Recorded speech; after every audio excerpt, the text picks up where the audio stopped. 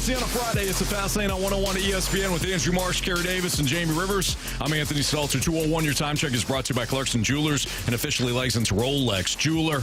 The Blues fall last night to the Utah Hockey Club, and it wasn't pretty. They started off, once again, the Blues started off once again slow. They fell behind.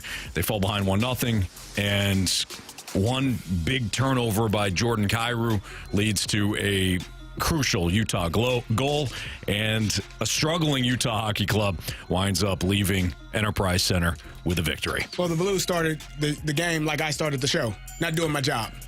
I didn't turn the light off. Yep. I didn't turn the other light on. You know what? I didn't do our job. Jamie wasn't it. Nah. Like we are. You know what? It's permeating through the city. Right? They didn't start the game off doing their job properly, nor did we. Hey. No, they didn't. No, they didn't. 18 seconds, Jamie. I can't believe that was in the game I get stuck talking to Donnie Fandango in the kitchen. You're never stuck talking to Donnie. Let me rephrase that. I had a great conversation with Donnie Fandango in the kitchen, who, as we know, is a massive supporter of the Blues, loves Blues hockey, and he had some questions, and Donnie always has very well thought out, educated questions, and Donnie said something that I would hope that most Blues fans have recognized this year, is even though some of the trends have kind of fallen into some of the same lanes from time to time, that the team overall feels different. And he likes the aggressiveness of the defenseman in front of the net. He likes that P.O. Joseph stepped up last night for his teammate. P.O. Joseph, by the way, never had an NHL fight. Never. But I've said this before, right? There's two types of firemen in the world. Fireman that runs into the burning building and one that runs away from it. That's just like when you're going to fight somebody, and in the blink of an eye like that, where Torchenko gets hit, you either look the other way, and then the response is too late, or you jump the guy right away. And P.O. Joseph went right after the guy. Yeah, typically the ones running away from the building aren't firemen. I mean, when it's all said and done, too. It's just a figure of speech, Anthony. Well, I'd like to clarify for our brave men and women that are firefighters. You know what, though? I bet you there are some firefighters that aren't as eager to get into the building. Just like any walk of life, just any business, there's people in the company that are the front runners that can't wait to get going, and when times get tough, they're there to be counted on. And other people are just a little bit behind them, you know? So even though there's brave firefighters all over the world, and I think they would agree that some of them are a little less motivated sometimes. Sure. That's all it means. I got It's just a figure of speech. I understand. By no means would I ever put down any of the firefighters. Listen, I love the firefighters. I want to start off the show a certain way, you know? What? I said I didn't want to start off the show a certain way. Well, Carey said the Blues started poorly, so we might as well do it too. No, okay? what I said was we started similar to what the Blues did. I didn't have the lights on, didn't have the correct lights off. Well, it's us. You weren't in here. Like, we were not prepared. Well, we're prepared. We just are a little out to lunch. We got no excuse, too. Because speaking for Ario are at Enterprise. Here. Or not Enterprise. They're they should have got off sooner. Centene. They're fine. Yeah, nope. I don't think that matters. It's on us. I had my guy. Marshy with his perfectly coiffed hair today is going to chime in. No kidding. All right. Jordan Kyrou had a big turnover. Let's hear from him first, because the young man takes accountability for it. And that wound up being kind of the crucial point in the game. Here's Jordan Kyrou on the turnover. Yeah, I just got to be more direct there, time of the game there, and just got to put that deep. Just, time management there. 3 minutes left in the game. Instead of trying to drop it back, just put it in. That's it. It's on me there. So the play was not a good play, right? He made a mistake. It led to an odd man rushing the other way and a goal. And so I get it. Like, it was a mistake. But you talked about this, I think, last week or maybe the week before. Playmakers, he's trying to make a play. And I think he's playing really well. And I think you're starting to see the maturation of a really good player that could potentially become a superstar. Like, you make those mistakes because innately it's in you to make a big play. We're trying to score. We're trying to make a big play and score. Oops, they're going the other way. Oops, damn, they scored. But it's not an intentional play. It's not a lazy play. It's just a mistake, right? And so I think as a coach, you can handle those, especially when he responds in the manner in which he did. Yep, shouldn't have done that. I'll learn from it. I'll grow from it. I'll put it in deep next time, and we'll make a better play. but that's just a playmaker trying to make a play, and that's what comes with talented players in every sport. Sometimes they're going to do something like, and then sometimes they're going to do something like, ooh, that's why he does what he does. So, not that you live with it, but you understand it, and I don't want him to not be creative because I think you stymie what he does best. Yeah, I agree to a certain point. I think Jordan Kyrou, though, is getting to that threshold of he's had enough time in the league now to where you have to recognize the situation that you're in. And you battled all game to be tied. Yeah. You didn't have a great game. You had 2 shots on net in the second period. Thanks to Pavel Buchnevich, who single-handedly went through almost every player on the Utah Hockey Club and then passed over to Kyrou for the one-timer, you tied the game. And now there's just, 2.5 to almost, just under 3 minutes left in the game. That's maturation there. Is you recognize that this team, your team, has been lucky to battle back to get to a tie game. That puck, for me, he can keep skating with it and take the puck himself down low or put the puck down low and go get it. And you saw a number of times in that game, and I even highlighted it in the broadcast a couple times, Jordan Kyrou put the puck in, and then he was first guy to the puck. He could have done it there, too. Yeah. Chipped it in the corner and just outraced the defenseman, get down. Even if he takes a hit, at least the puck is in a non-dangerous spot. So, CD, you're right. You're going to take some of the bruises when you have creative players that, do some things that you've never seen before, both in a good way and in a bad way, because they're trying to make plays. They're trying to make something special. But this is the point. This is the time of his career where he has to start recognizing that play probably not the best one. It's the end of the game. Let's get the puck in deep. And the bench knew it. The player knew it. Everybody at Enterprise Center knew it. Everybody watching FanDuel Sports Network was like, ah. Yeah. But it was a tough sequence because it goes back 2-on-1 the other way, almost a 3-on-1. Colton Parayko plays it perfect. Like the full body slide is the ultimate weapon on a 2-on-1. When you execute that thing properly, it's unbeatable. Now, the only thing Colton Parayko didn't do right is you're supposed to slide on a diagonal towards the player. Okay. So that you're not only taking away the pass low, you're taking away time and space because now he's got to get that puck over you as you're coming at him. And even if you miss the puck, you might take the guy's legs out and everything. Referee doesn't usually call it, Anthony. But this time here, Colton Parayko slides backwards. It goes off his hip into the net. Even if that puck goes over Colton Parayko, it's 1.5 feet off the ice. The guy for the Utah team's not putting it in the net. Right. So it just was an unlucky sequence from the 2-on-1 standpoint, but the turnover from Kyrou is what generated that for him. And we can talk about Parayko here in a second because Parayko had himself a great game. But here's Drew Bannister last night speaking about Kyrou's turnover. I mean, as a team, we have to recognize that we hadn't played well for 55 minutes of the game, and we're in a 2-2 game, and we just have to push that to overtime. So to me, he's really talking about Drew. Yeah, he's really talking about having game awareness. Oh, that's what it is. It's like, hey, we can't maturity, game awareness, call it whatever the hell you want. You can't turn the puck over. You don't want it. You want to avoid turnover as much as possible. Not all turnovers are created equal, though. Some that occur maybe in the first couple of minutes of a game while you don't want to see them happen. By the way, can we talk about that first play of the game? Sure. I still believe it was offside. I was going to ask that. How is it not? The puck, obviously, they said it entered the zone before he did. Well, they thought it did. Okay, so the referees have to make a decision in real time. And when the puck is in the air and you can't see physically where it's at as far as where it is along the blue line, that's a tough call. So the referees, it was so close, they just said, okay, we're going to wave it off. The Blues, on the other hand, Ryan Suter, in one of the TV timeouts, was talking to the linesman 1.5 feet in front of me, right where I'm at. And he's like, that was offside. It was offside. The referee's like, it's in the air. I'm assuming it's onside. Ryan Suter goes, well, we were going to challenge it, but we couldn't get a good camera angle to show along the blue line to where the puck in the air, like you don't have that little invisible laser that you can point up to the NFL has it. The NFL has it, Yeah. and maybe the NHL does, Yeah, and it still kinda like maybe that. kind of, you know what I mean? But Right on the line, telling you where the puck entered and where the player entered. you don't know. Yeah. And the coaching staff was looking as quick as they could, and the video staff for the Blues, who, by the way, they do an excellent job. They're usually right. And in this case here, they couldn't see clearly, so now you're risking another penalty. So now you gave up a goal early in the game like that. Then you give the other team a power play. Right. But that was a weird situation that happened. But nonetheless, the coverage was right. Everybody was watching the puck. And this Kesserling, who, I never thought anything of him. He looked like a rock star on that play because Clayton Keller just saw the old behind the back pass. Yep. The lacrosse throw. Kesserling grabs it, goes in, whiffs on the puck.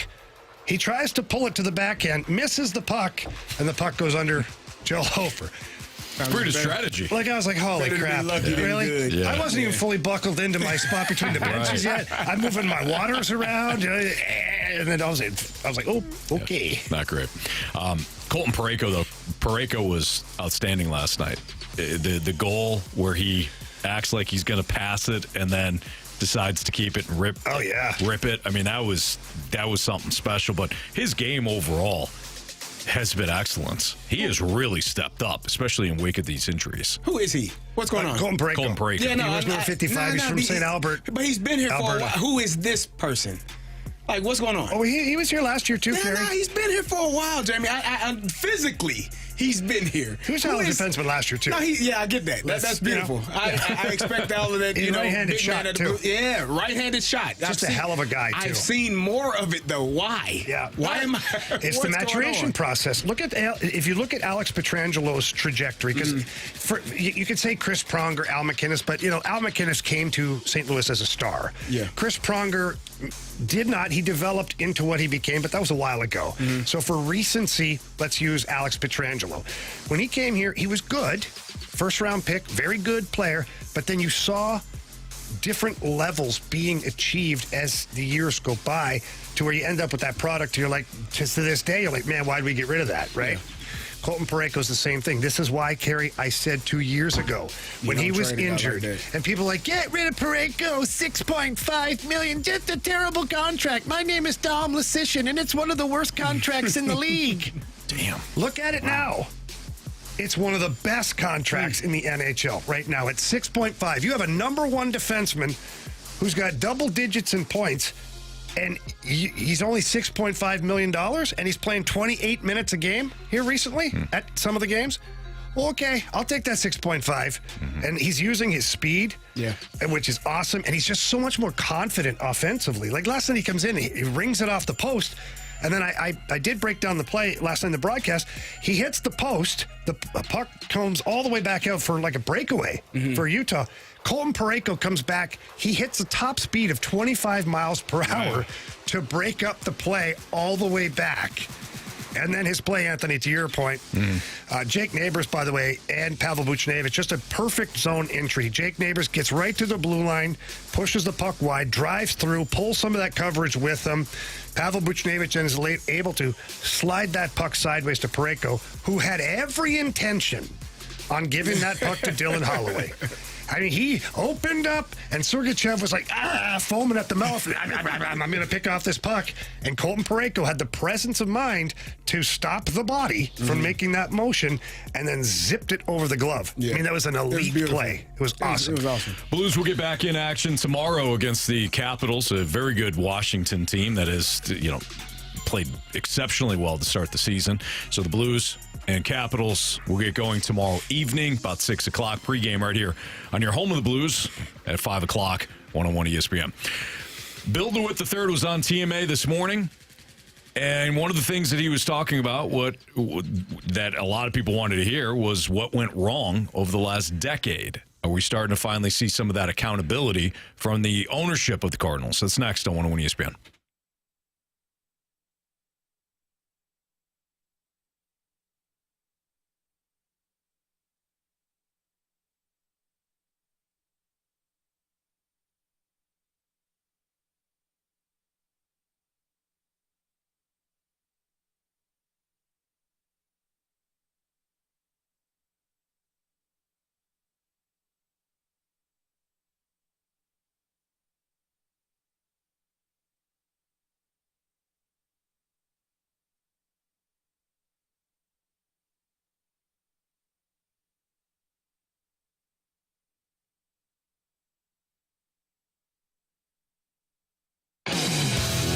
If you're looking to accessorize your vehicle, head over to Pure Performance. They are your one-stop shop for all aftermarket modifications. Look, the winter cold is great for hockey, but it can wreak havoc on the roads. Let the team at Pure Performance look over your suspension to make sure it's ready for snow season.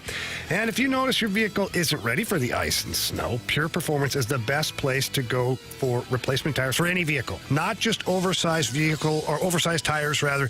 Any tires for any vehicle at all. They don't just sell those oversized tires for trucks and Jeeps. They sell everything, even for your minivan, anything you want.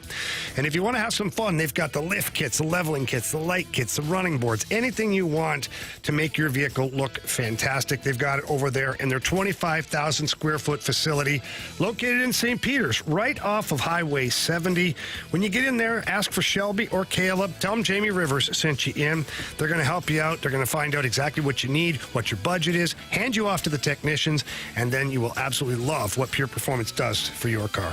So again, please visit them at the showroom or visit them online at pureperformance.com. That's pure, P-U-R, performance.com.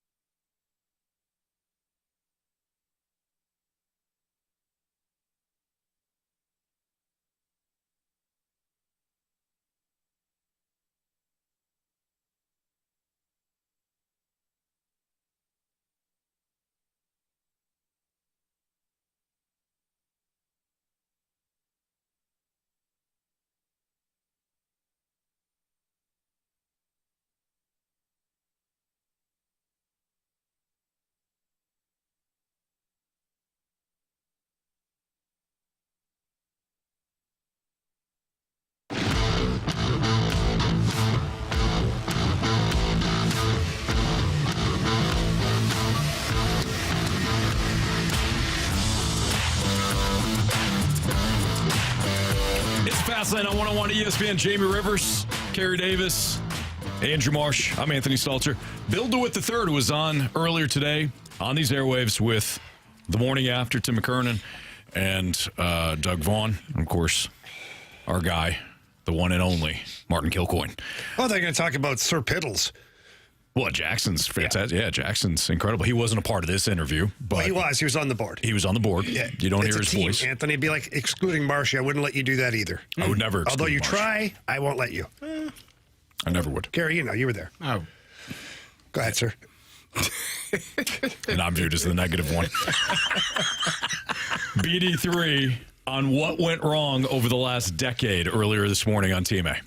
Look, hindsight's 2020. It's a hyper-competitive industry. I mean, one of the things that probably is fair is that, you know, we thought we had a pretty darn good model going. I mean, you know, when you have 20 years straight of success, for the most part, you know, you start to think, you know, You're doing things the right way.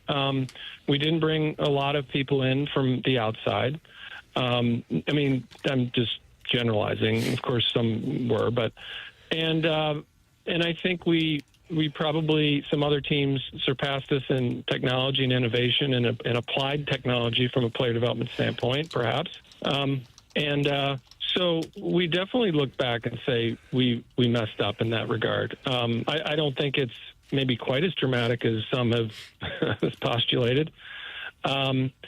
We also, as I said before, we let some guys go in trades or otherwise that have performed better elsewhere. We have had to take a really hard look as to why. I mean, those are usually individual case-by-case situations, but it's happened too many times. And we used to be the team that would grab somebody and they would have their career year. So, that's got to change. And that's what's behind our effort to focus on player development. Because even if you, let's just say, went all in one year and just said, screw it, I'm going to try to keep up with the Mets. If you don't have a system that you can count on that's developing people to their maximum ability, then, that's not even going to work. So we have to take a step back and lay the groundwork for another run of sustained success. And that's what we're committed to doing. He's absolutely right. He's right there at the end. I agree. And we need to set aside the anger about what has happened, because if we don't, we're not going to be able to move forward here. And we're not going to give Bloom and the new front office that's eventually coming in an opportunity to see what they can do. Mm-hmm. But he's right. At some point, you do have to start over. That doesn't mean tear it down to the studs, but it does mean recognizing where you have gone wrong, where you've fallen behind, and how you plan to get out of that. And I like the fact that they're going with a player development movement as opposed to saying, you know what, we'll just keep the pace here. We like our young guys. We'll continue to go in free agency, and we'll find some gems in free agency around the $65 to $85 million range. That doesn't work. You're finding, first of all, free agents are typically what? 29, 30, 31. Yeah. So you're not getting them in their primes.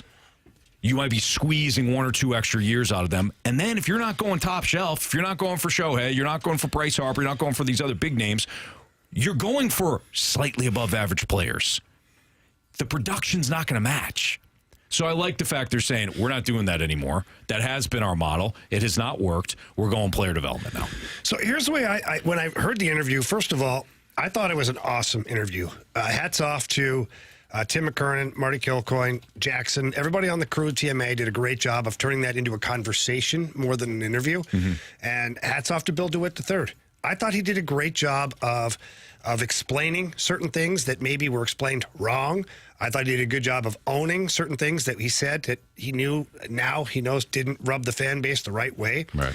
I thought it was a step in the right direction. And following that, if we're going to forgive and follow Doug Armstrong, I think you have to do the same thing here for the Cardinals when they've admitted that, hey, we went the wrong direction. We didn't keep up. We didn't do certain things. We missed on certain players. We've identified certain holes in our organization, whether it's player development, the technology, all that. You got to give them some grace now. Yeah. Now that you've heard the so-called loosely apology or the recognition of the situation, now you've got to let them do their work. Just like we let Army do his work, we got to let the Cardinals go to work here. Right. And I think the Cardinals are in a really good spot. I don't think they're a contender. I don't want any of the listeners or Cardinals fans to say, "Oh, Rivers is out of his mind." I might be. That's it's always in play. Just not on this. Just not on this. Right. Correct, guys. Thank you for jumping in, Carey. Appreciate that. But you have really good young players. Mason Wynn, say what you want about Nolan Gorman, Jordan Walker. These are all very highly touted prospects in their own right.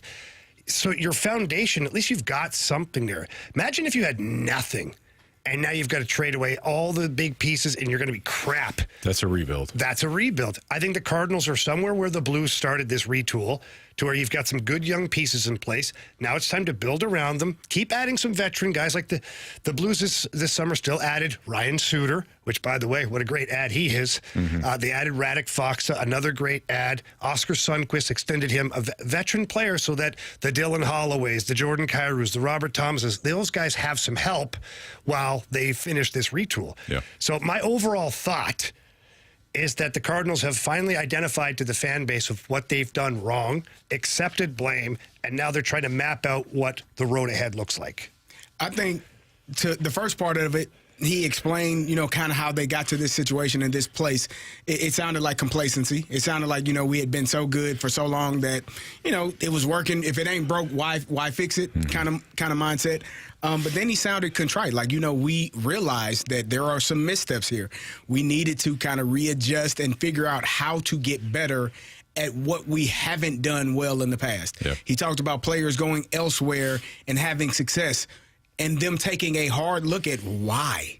Why? Because we talked about it. Why do player X go elsewhere and have Randy Rosarino or any of the other guys, Lane Thomas, a lot of different guys and different names. Why have they been able to go elsewhere and have success and not here in a Cardinal uniform? And he spoke about it. So for me, I agree with you, Jamie. You do have to take a step back and say, hey, it ain't been great for X number of years, but it sounds as though there is a plan in place to make it better for the future.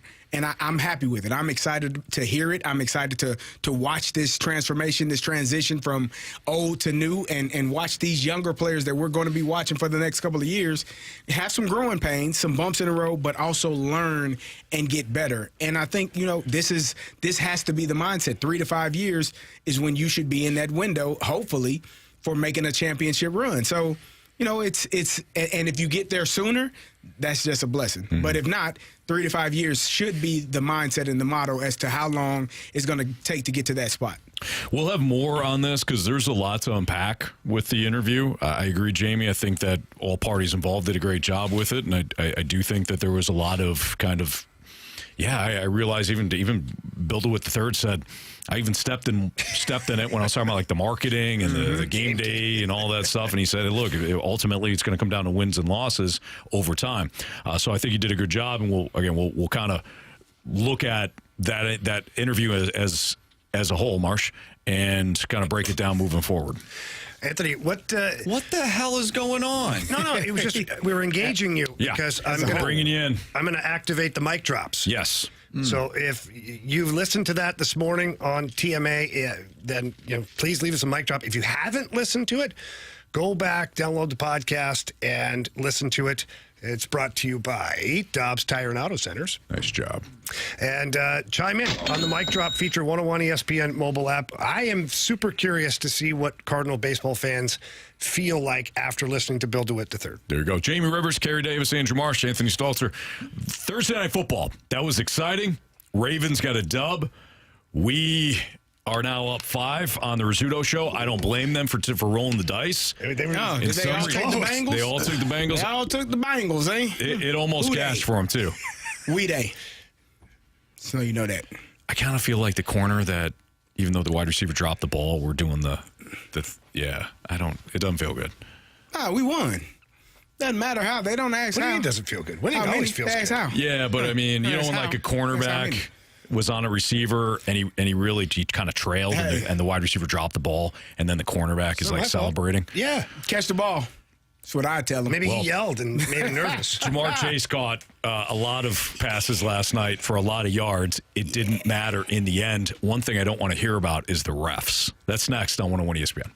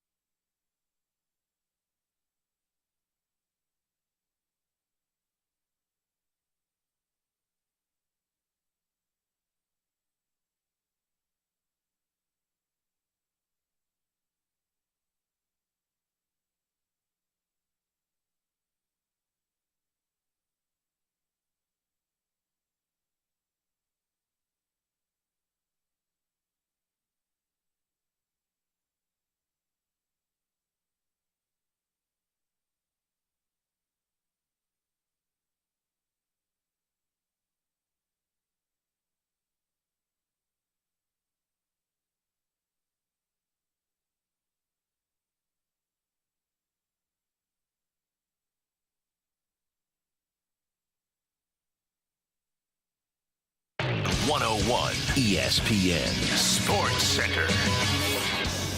I'm Andrew Marsh. It's time for a Sports Center update driven by Johnny Londoff Chevrolet and Johnny Londoff Autoplex. The Blues fall to the Utah Hockey Club last night by a final score of 4-2. They were outshot 31-15.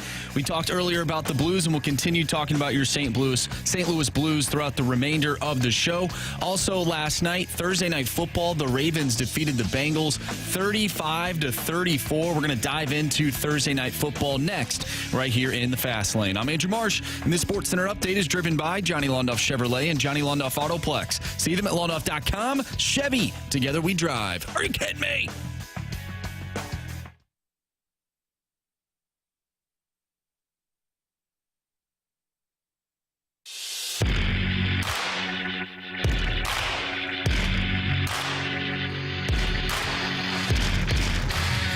Oh, there you go. There goes Chase. He's got it again. He's got that same matchup. Same thing.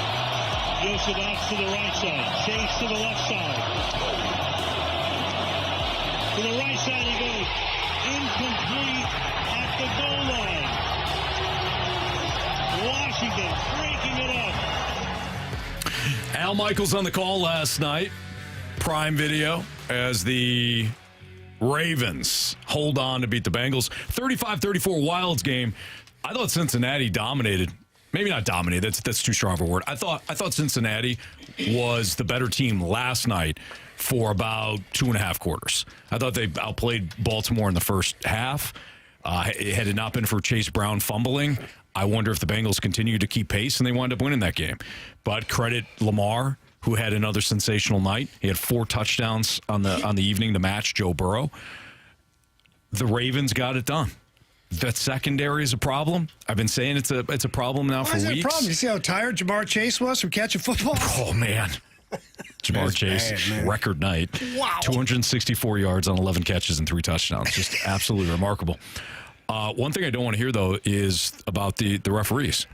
Did they miss 2 calls there on the 2-point? Yeah. You missed the mugging on Mike Gesicki, and you missed the hands of the face for Joe Burrow. Clearly. The Bengals should have got another shot. But here's the deal. You get 60 minutes in a football game. All of them count. Chase Brown putting the ball on the ground and the Bengals not being able to slow down Lamar and the Ravens passing game, that's the bigger issue. The referees miss calls. They missed 2 last night. The game was decided, though, when the Bengals couldn't get off the damn field, put the ball on the ground, couldn't tackle Wallace on the big catch and run, couldn't get him out of bounds. There's so many other plays that should count just as much as the non-call. Well, I don't want to hear about the refs. Well, Lamar's run to the 1-yard line there. He had him down. He went through 7 or 8 guys that got hands on him, but didn't take him down. I know he's a talented player, and I know that's a big league play, but you're still an NFL defender. Like, right. Quarterback gets in within your reach or to grab him, you got to get him. Well, the Bengals played as well as I think they can play. Like, they did everything they could do. The Ravens' defense, I feel bad for Roquan Smith, man, because he, to me, is the only one that gives great effort. They're trying every single snap. He is flying around trying to make plays, but he's a linebacker. He can't really do anything about passes that are over his head. That secondary, it leaves a lot to be desired. They are confused. They don't know what they're doing. The long touchdown that Jamar Chase had, the safety, it looked like they were supposed to be in cover 4, which means all 4 of those guys are supposed to stay deep as the deepest. Nobody is supposed to be behind you. That means if the receiver goes to row 2, you go to row 3. You're literally behind him wherever he is. The safety got confused. He jumped down on Mike Gesicki because, I don't know, throw it to Jamar Chase. That was weird. He's going to be wide open. But other than that, the Baltimore Ravens offensively are dynamic. Lamar Jackson is the MVP. The only issue I have with Cincinnati, I was a little bit torn about going for 2. I'm like, you haven't been doing well down in the short area, goal to go or 2 to 3 yards pickups. Like, if it's further, you had a better chance. But if you got Jamar Chase, I don't know. He got 11 catches for 264 yards. I don't know. He singled up man-to-man, and nobody's over there with him. I'd probably look his way. That's where I'd go. Yes, sir, Jamie. Yeah, I have a question. Yeah, sure. Go ahead. I've never coached football yet. Yet. Never know. Not in the NFL, but still Well, time. not yet. Yeah. You never know. Plenty of time. Had I been on the Ravens coaching staff, anywhere on that staff for that matter, I may have talked to the defensive coordinator and mentioned about maybe doubling down on Jamar Chase or just spying him the whole game. Because if, Anthony, what you say all the time is if you're going to lose by them using all their second or third or whatever receivers, then fine, let those guys beat you. But you can't let the superstar, who, by the way, was all by himself, the only star on the field for that team apart from Joe Burrow, and you let him have a record-setting game? Yeah. That, I'm crazy, maybe, but I think that's a bad strategy. The problem is the two big catches that he had, I believe, were in zone, which means he found a window, he found an open space. And the first one, he caught Carey, a wouldn't dig you route. have the safety spying him the whole time? Well, I don't know. I'd be like, you're back there. Your only job is if that guy gets loose at all, you got to help the guys with him. I don't. Yeah, Bill Belichick was really good at taking away whatever you do best, finding an alternate option. Because I'm not going to allow Jamar Chase to have 264 yards. I mean, if Trey Burton has it, if Mike Gesicki does, whatever, cool. Any of the three tight ends of the Any of the any other of the tight three ends. tall, slow, white tight ends that they one. have, go for He it. can go But off. Jamar Chase is not beating me. You're not. Yeah. And they didn't do a good job yesterday. It was bad, but they still found a way to win because they have the MVP on their team. Lamar Jackson, I told you all this all week. He is hands down the MVP front runner. There is not any debate about it. He is the best player in football for the second year in a row, third time in his career. He is playing outstanding, and that is allowing the Baltimore Ravens to win games. He is. Every time he's able to respond, he's responding. I think they scored 3 touchdowns in the fourth quarter. Like, he is playing at such a high level that it's just so exciting to watch him. And I'm not saying you can afford to stink as bad as you do defensively, but if you got that guy on your team, you got a chance to win every game. And he's never rattled. It doesn't matter what the score is. He's got the same body language, same demeanor. He's so impressive. Yeah. Marsh? Yeah, I think the Bengals got screwed last night. Nah. I understand your point of they had an entire game to not fumble or whatever and be leading that game. But if we're going to give all this credit to the Ravens for being a great team, you're a Bengals team that hung with them the entire game. You're with them the entire game, and you have the opportunity to beat them at the end of the game, and the refs screwed you over. Not once, but twice in the same play. So, yeah, they get another opportunity to try and get the 2-point again, or maybe they end up, you know what, I don't like the play call, let's just kick the field goal. Who knows what, but the refs screwed you out of an opportunity to win the game. I understand. They did. But everything happens. The Chiefs are undefeated because of that all season long. I don't think that they took them out of a chance to win the game. Like, I will never believe that one play, no matter whether it's the first quarter or the fourth quarter, causes you to lose a game.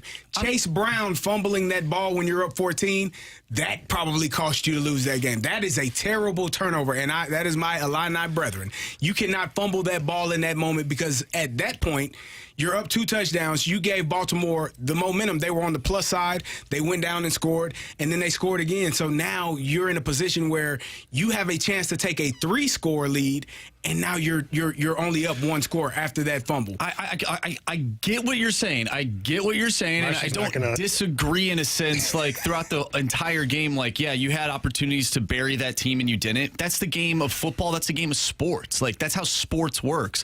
The other team's going to claw their way back into games. But this is the biggest play of the game. The biggest play of the game. And you are an NFL referee at the highest level. And none of you made a call. There's 2 calls that they missed. So, yeah, the Ravens probably, maybe they end up winning the game still because the Bengals, like you said, the short yardage, not doing too good in the game, and maybe they don't get it on the second opportunity. But the refs took that opportunity out of their hands in the biggest moment of the game. Yeah, you know what? I don't disagree with you. I think they did get screwed. I also don't think that was a first down on that 4th down play to back it up. Do you remember the one where Vicious? I don't think that was a first down. They even reviewed that one. I think that ball was a yard short. I understand what you're saying. You're right. The Bengals got screwed. You know, like, go back to But they also screwed themselves. Absolutely. But, we want to go back to when the Rams went to the Super Bowl because of, the Saints, that blah, blah, blah. And we go like, well, the Saints didn't deserve because they, all these other different plays. No, they got screwed in that moment. Like, you're an NFL referee. There's a reason why you were at that level. Make the damn call. Yeah, I hear you. I put it on the players on the field. Like, tackle Tylan Wallace, push him out of bounds. Who the hell is Tylan Wallace? Exactly. By the way? I thought it was Mike. He had 115 yards. No, he had 115 yards. Tackle him. They're waving at him. Oh, he'll step out. No, he won't. He ran for it was an 84-yard touchdown.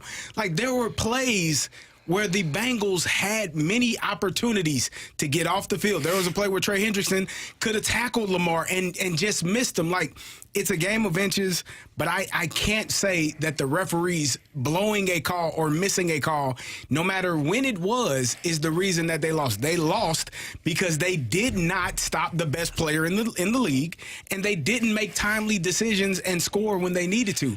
And my last thing, there's no way in hell I'm throwing the ball to the tight end I don't think he had a catch yesterday. Not that one. He did. No, not that one. The backup tight end. No, Tanner Hudson had 6 catches. They didn't throw it to him. Tanner Hudson, Burton, they're the same guy. Why are you throwing it to him? I'm not saying that's the reason why they lost. No, it wasn't. It's not the reason why they lost, but you should be upset if you're a Bengals fan that you don't get that opportunity at the end of the game. That's the biggest play of the game. That is the game. Yeah, it is. And throw the damn ball to Jamar Chase. I agree. If you throw the damn ball to Jamar Chase, they see Gesicki getting held. Throw the damn ball to your left. Jamar Chase is one-on-one. Why in that? Joe Burrow, love him. He would be an MVP finalist if his team wasn't as terrible as it is. But why in the hell do you not?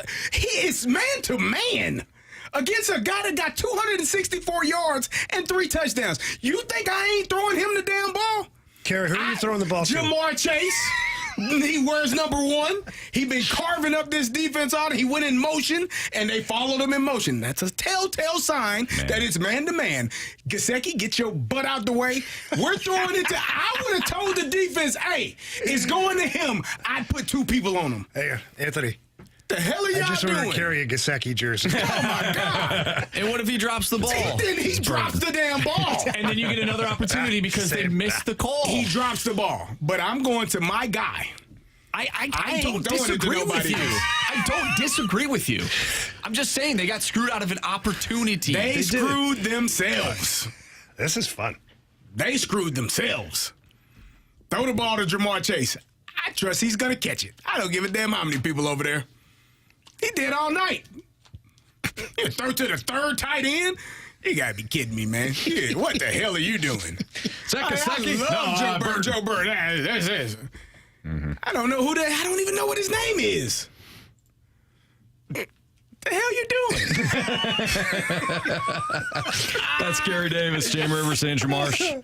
It's fascinating. I want to win ESPN. I'm Anthony Stalter. Speaking of Marsh, what's trending is next, and I'm sure he'll have a lot to break down about the refs absolutely jobbing the Cincinnati Bengals. I'm getting bullied right now by all 3 of you. I agreed with you. Andrew, you guys are standing there watching and letting this happen, and that's fine. Marsh, that's fine. Marsh, I'm not picking on you. Marsh, you got to stand up for yourself.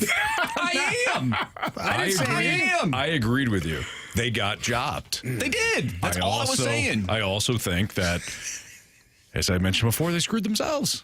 But they did. All right, so we're actually all on the same page. Yes, but at the beginning of the segment, you said, I don't want to hear anything about the refs. And you brought it up anyway. And I brought it up anyway. What did I say about it? I don't know. Just let's just go to what's trending. I'll break it down in what's trending. I like you grouping me into that. What's trending next? I want to win ESPN.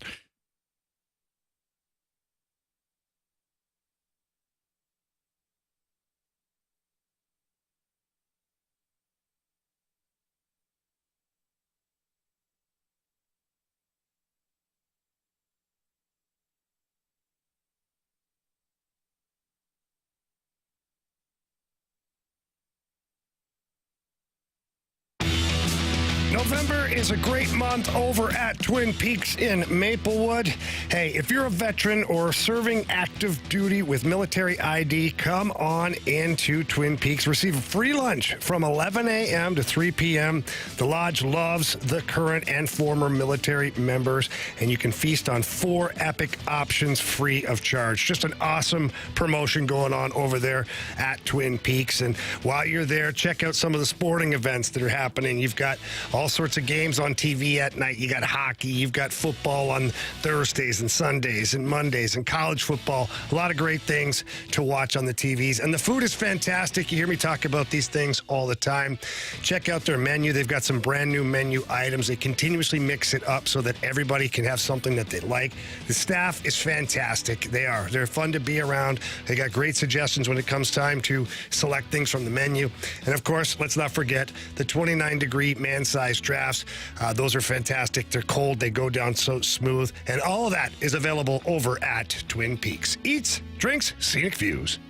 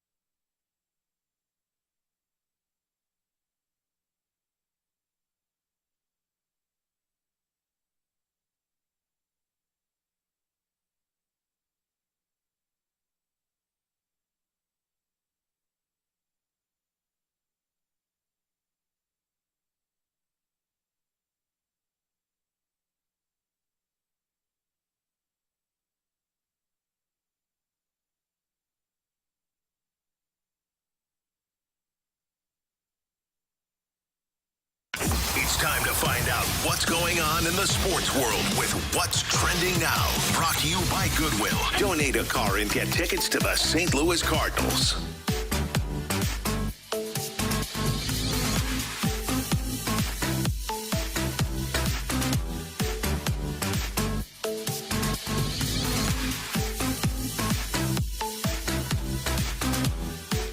Welcome back to the Fast Lane here on 101 ESPN with Anthony Stalter, Jamie Rivers, and Carey Davis. I'm Andrew Marsh, and it's time for What's Trending.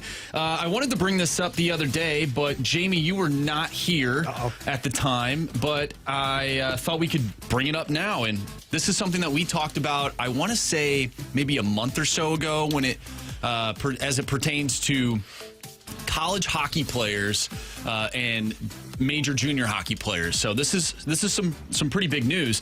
NCAA makes Canadian Hockey League players eligible for Division I, and that will start in 2025. I mean, this is huge news. This is like groundbreaking for the game of hockey. Yeah, look, the NHL is going to really profit from this, and I don't mean financially. What's going to happen here is the Canadian Hockey League, which is the junior leagues in Canada, once you played junior hockey, you were ineligible to go play college hockey in the United States because you were getting paid a stipend of like $25 a week. But they consider you're paid to play, so you can't, all this stuff. So, like for me, for example, at the age of 15, I had to decide if I was going junior hockey. You're going to become a man. Pretty much, or wait another 3-4 years and go play college hockey. What happens, or what has happened a lot over the years, is kids go to play junior hockey in Canada because they have a dream to play in the NHL. Sure. And by the time their 4 years is up of junior hockey, that's if you enter at the youngest age. Most it's 2 or 3 years of junior hockey.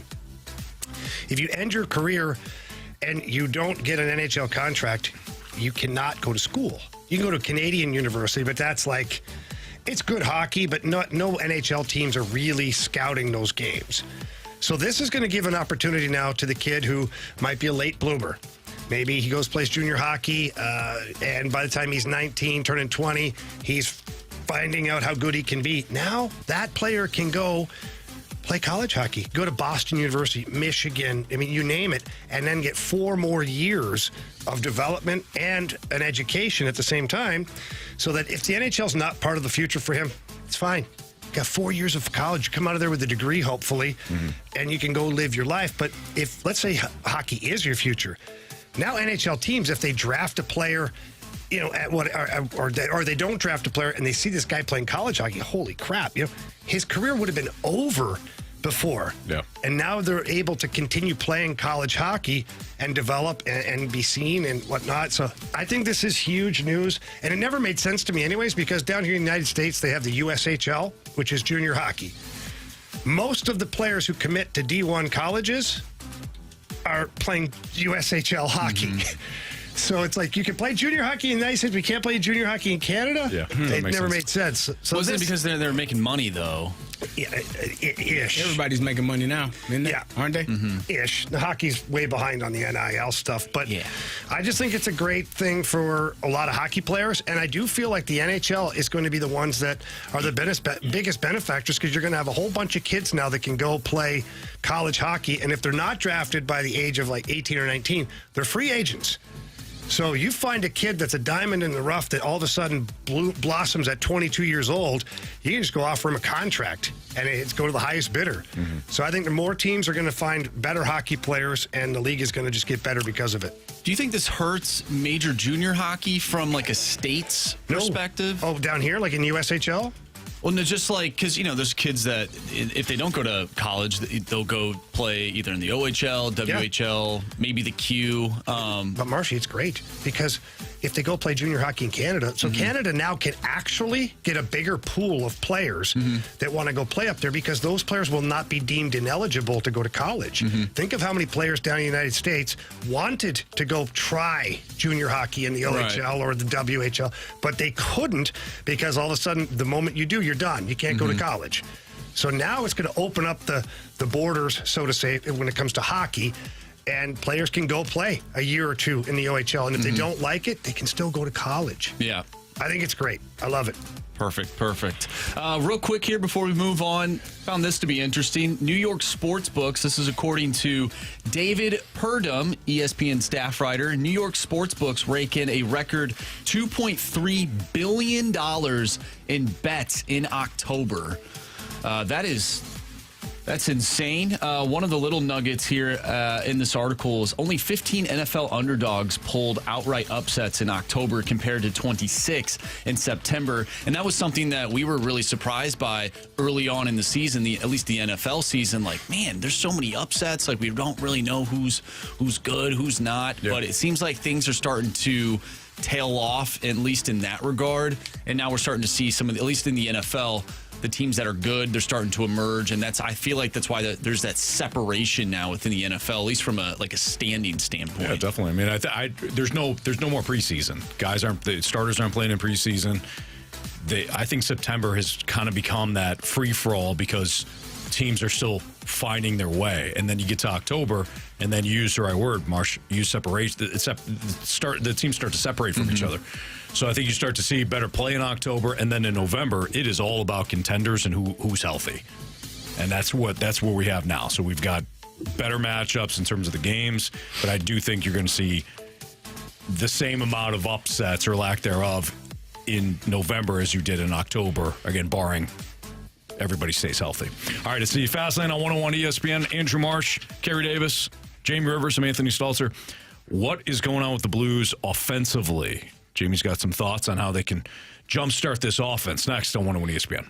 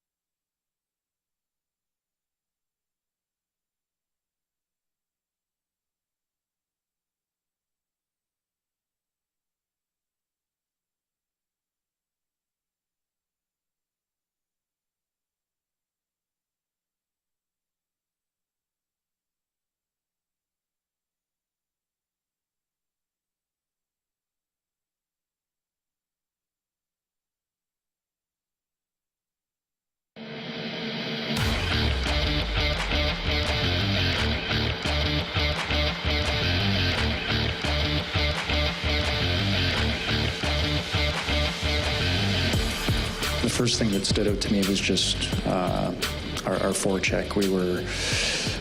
We didn't put pucks into areas that we were able to get pressure on it.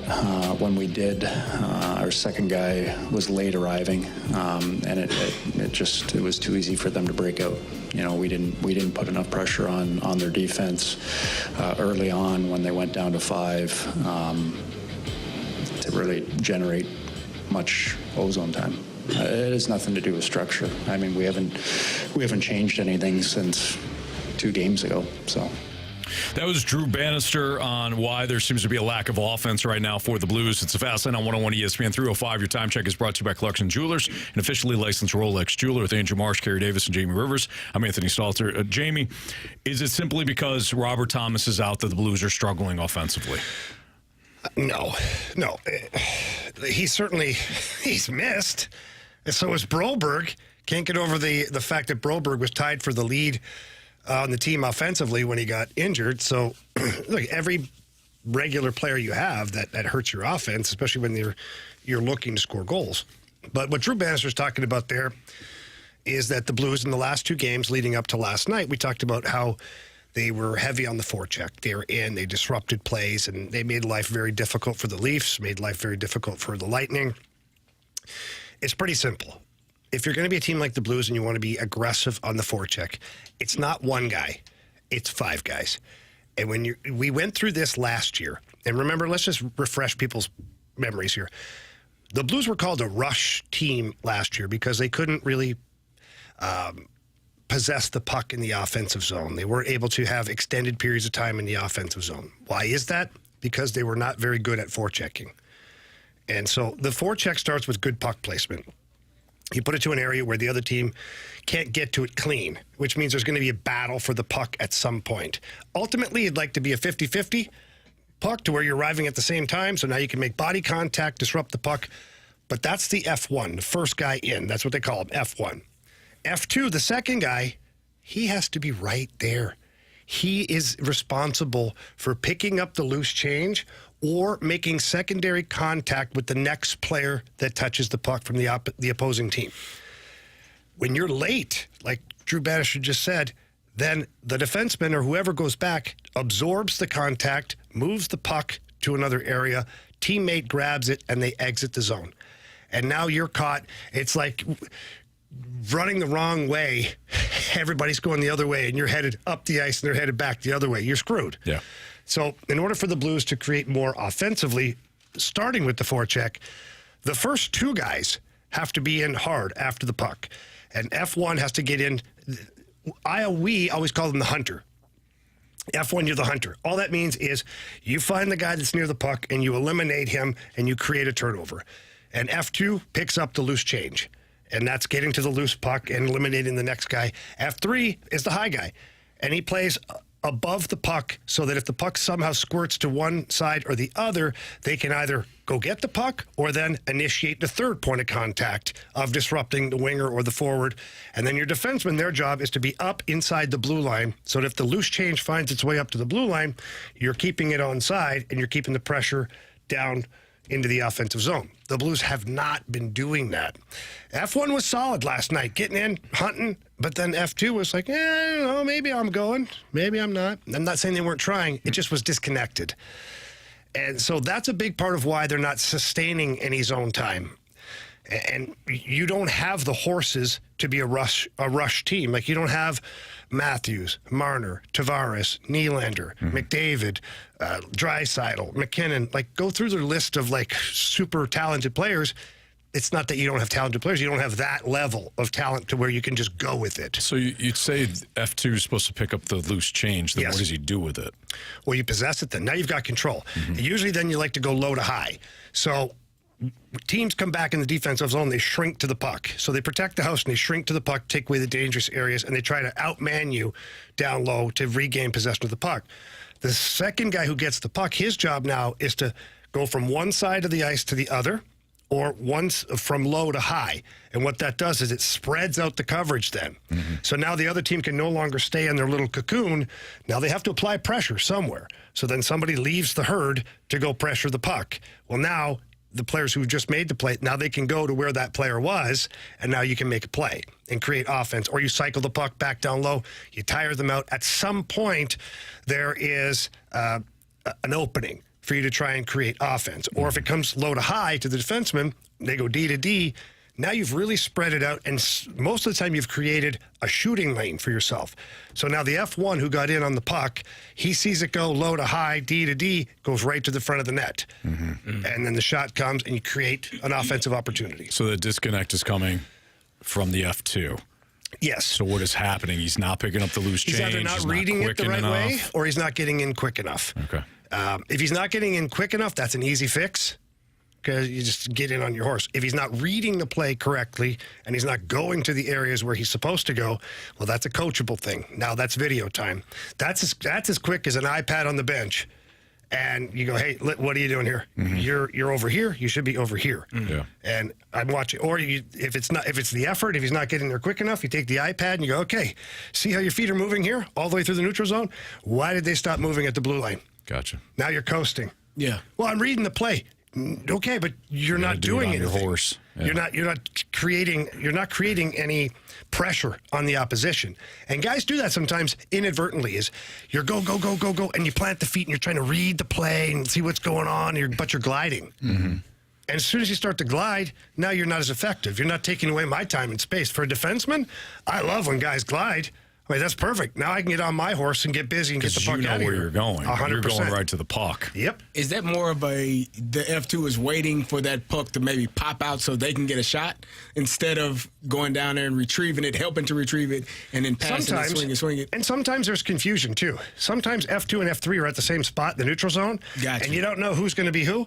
That's where talking comes in. You say go, or I got it. Yeah, and you get in there. So most of the time, the F2 shouldn't be the guy that's reaping the benefits of like the loose puck for a goal opportunity, right? Unless there's a clean takeaway by F1. If he doesn't even have to make contact, like Carey last night, one time got in on the puck first, got the puck, and was able to make a play from that forecheck, right?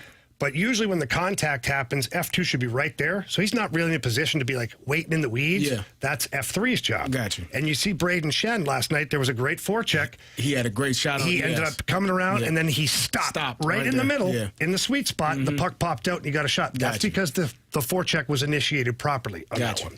Do you think that sometimes we talk about like one and dones or guys not being where they need to be and some guys are gliding, do you think that maybe because the puck is like constantly in the defensive zone that they can't really get something going? Because like if I'm working hard down in the defensive zone trying to get the puck out, once that puck's out, man, we're flipping it in and we're full line change. Maybe one guy's in there, but then they get the puck. We don't have the line change is causing the forecheck to not have all the guys, on the ice. And then the next thing you know, the puck's back inside of our own zone and then we're doing it again. Yeah. And then those guys are tired and now we're back out into the neutral zone. We dump it back in, but there's still only maybe one guy out on the ice. Like, is that a problem? Because that's sometimes like I see that. It can happen from time to time, but it's not the overall problem. Okay. Because if you're falling into that rut, then what you do is now you focus on the neutral zone forecheck. Your neutral zone forecheck has to be just as tight as your forecheck in the offensive zone. And when it is, you'll create a turnover or you'll force the other team to dump it in. And when they dump it in, now it's your turn to get the puck, get a good zone exit, and head up the ice and establish your game.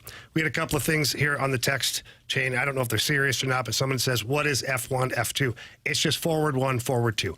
It's the first forward up the ice, the second forward up the ice, and the third is F3, the third forward up the ice. And they don't have positions. It's not like Kyra, you're the F1. Yeah. It depends Whoever's on there first. Yeah. I always use this as a coaching term. If you look up the ice and you don't see anybody ahead of you, you're F1. Yeah. If you look up the ice and you see one guy ahead of you, you're F2. And if you see two guys, you're F3. Yeah. Yep. And if you don't recognize that, you're just F'd.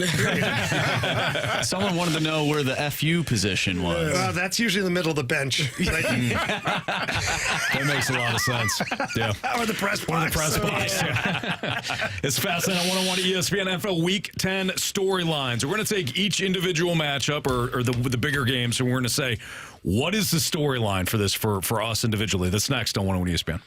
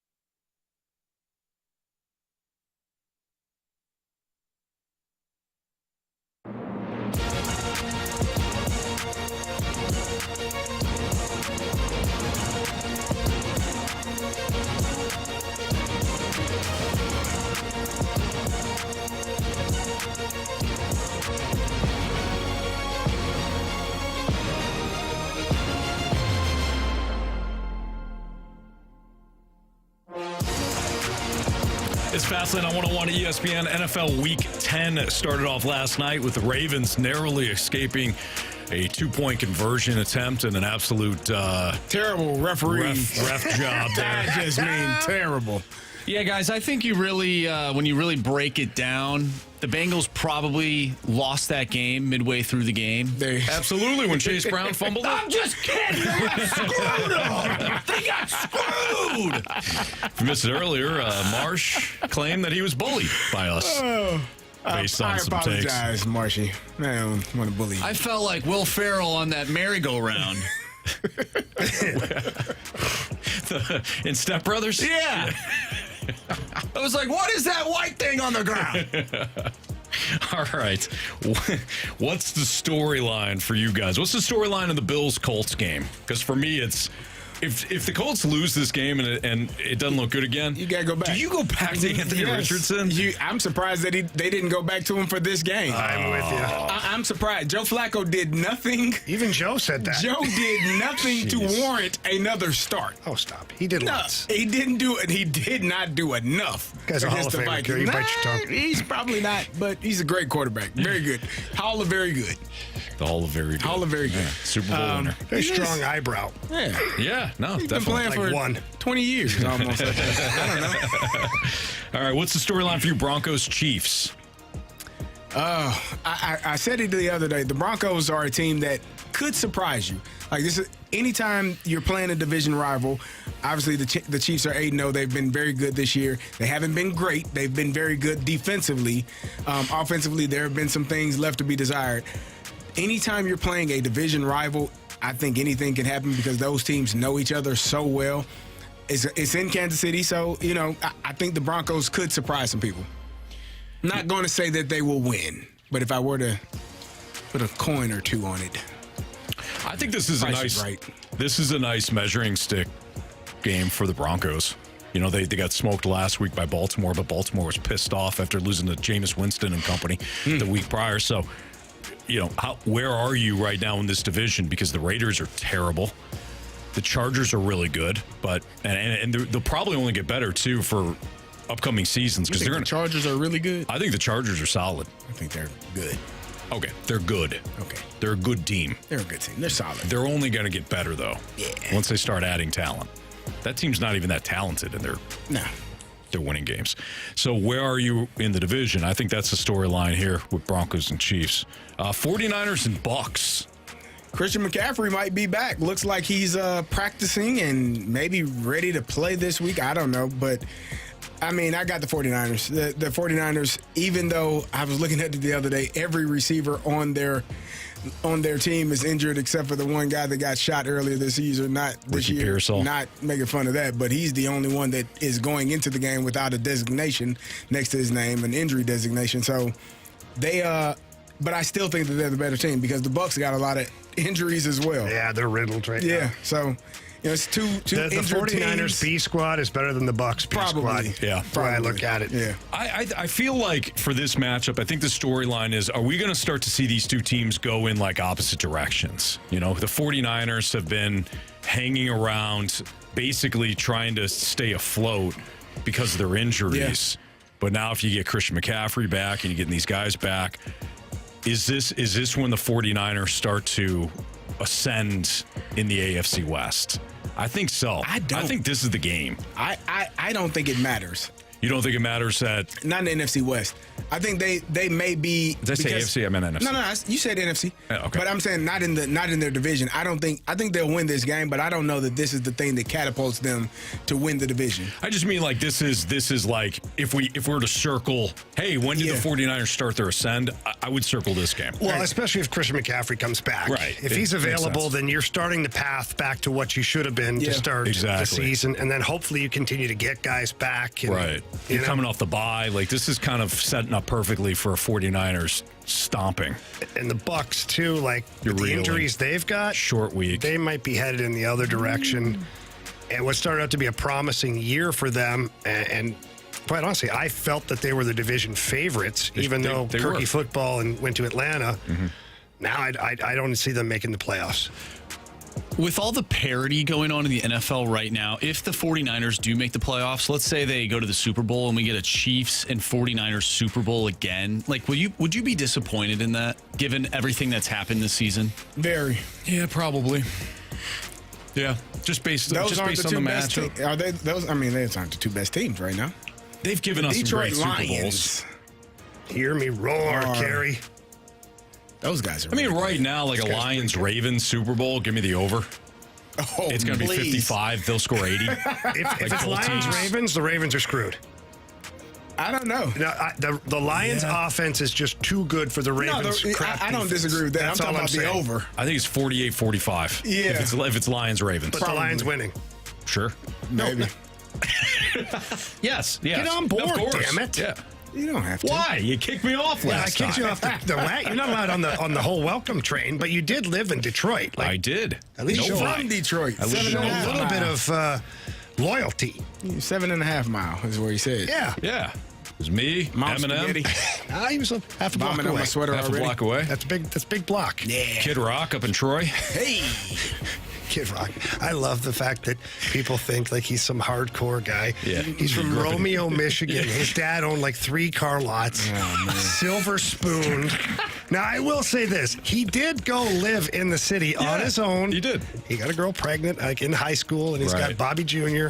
And he did have some tough times, but he could have easily went home Yeah. and had the nanny wash his clothes for him. Oh, yeah, man. big time. Yeah. He created his own tough times.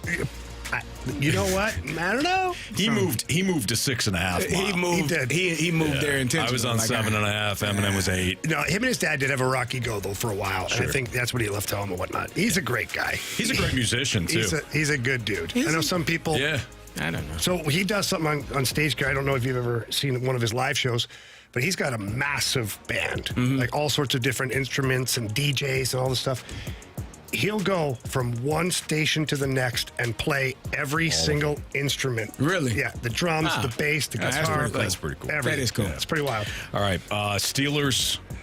Here we go. Can they lose, please, so I don't have to hear this damn song? Is that actually a song? the Super Bowl. Here we go. It is. You want to hear? Pull it up, Find Marcy. that song. Okay. Pull it up. Because all I hear is Carey's version, and I don't know if he's close or not to it. It is a song. That's terrible. great I got song. the Commanders, please, just so I don't have to hear that song. It's a great song, man. Nah. No, it's not great. Marshawn Lattimore is not playing. They said he's not ready to go, I guess. And Well, which he is can't a find good his way to thing. Washington? Well, I think he's there. I just don't. He's not going to play. No, it is a song. I told you it's a song. You think I've just made it up? Kind of, yeah. I was like, Look at Marshy bobbing his head. Yeah, goodness. yeah. Pittsburgh for the dub. What's the storyline? We know you think the Steelers are Russell going to win. rides again. Like, I think this is a great litmus test for Washington. Being at home, you're favored. You know, I don't think they did look-ahead lines for like week 11. Yeah.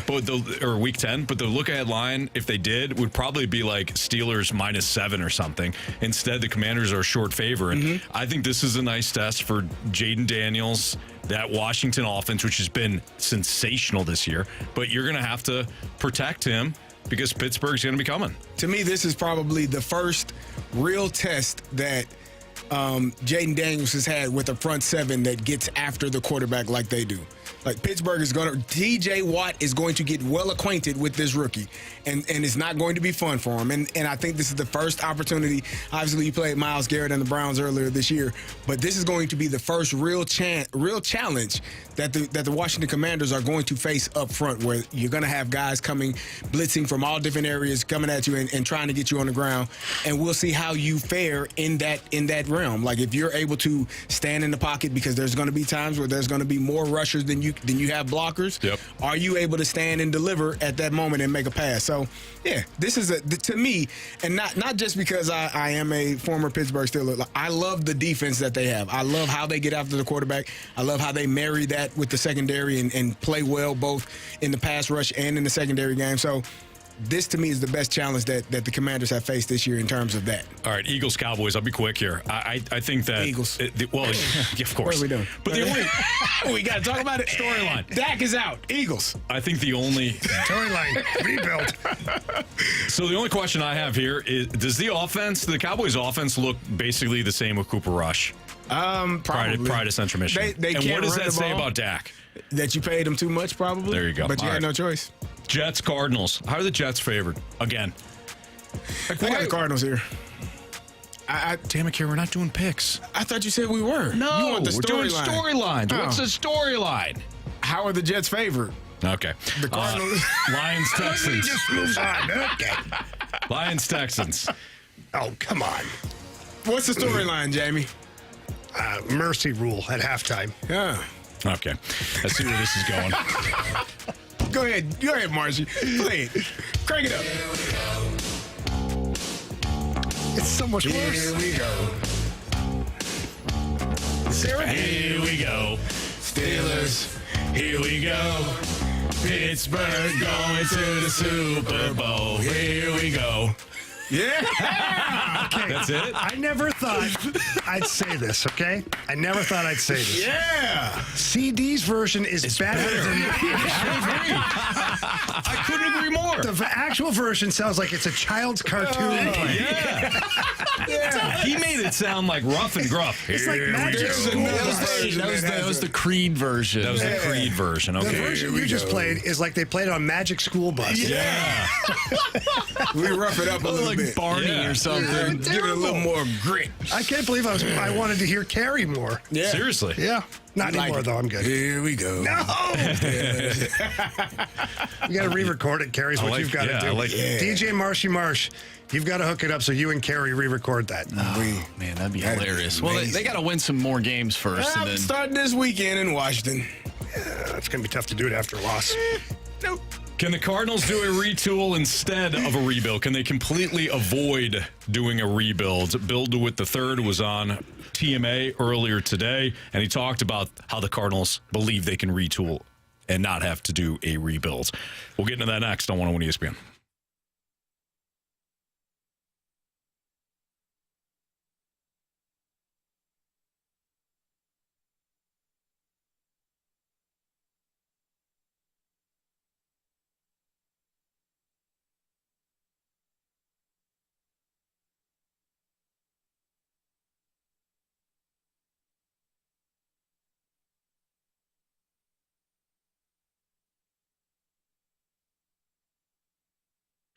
Hey, if you've been putting off finding a new vehicle, and it doesn't have to be new, it could be a pre-owned vehicle, go see my friends out in Herculaneum, Auto Centers Nissan. They've got great deals going on. They've got low finance rates. But when it comes to finding affordable, reliable vehicles, Auto Centers Nissan Herculaneum, they have over 700 new and used vehicles. It's all in one location, all out in Herculaneum.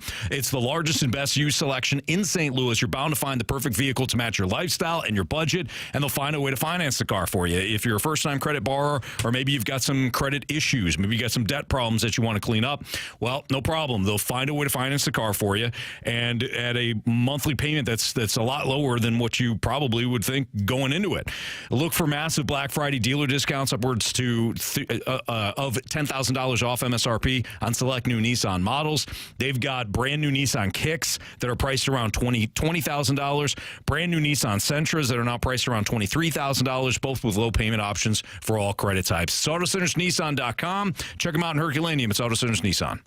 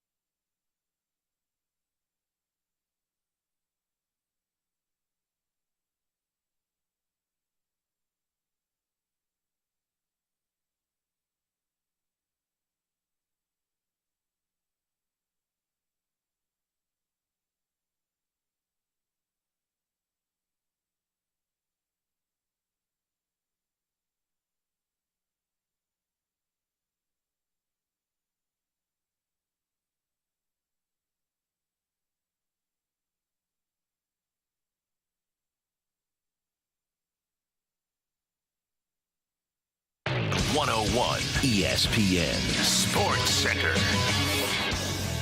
I'm Andrew Marsh. It's time for a Sports Center update brought to you by Saliga Heating and Cooling. The Blues lost to the Utah Hockey Club last night, 4-2, the final.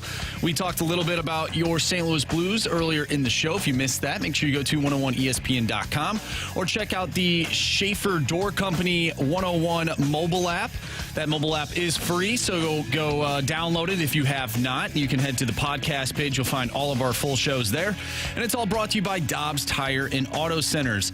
Thursday night football, the Ravens defeated the Bengals 35-34. We'll dive more into the NFL later in the show. We've had a few different conversations about that game in particular, and you don't want to miss it.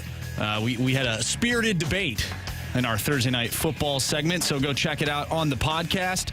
Also, we're going to dive into the Cardinals. Bill DeWitt III was on TMA earlier this morning, talking with them about a variety of different things. We're going to dive into that next, right here in the Fast Lane. I'm Andrew Marsh, and the Sports Center update is brought to you by Saliga Heating and Cooling, an independent American Standard heating and air conditioning dealer.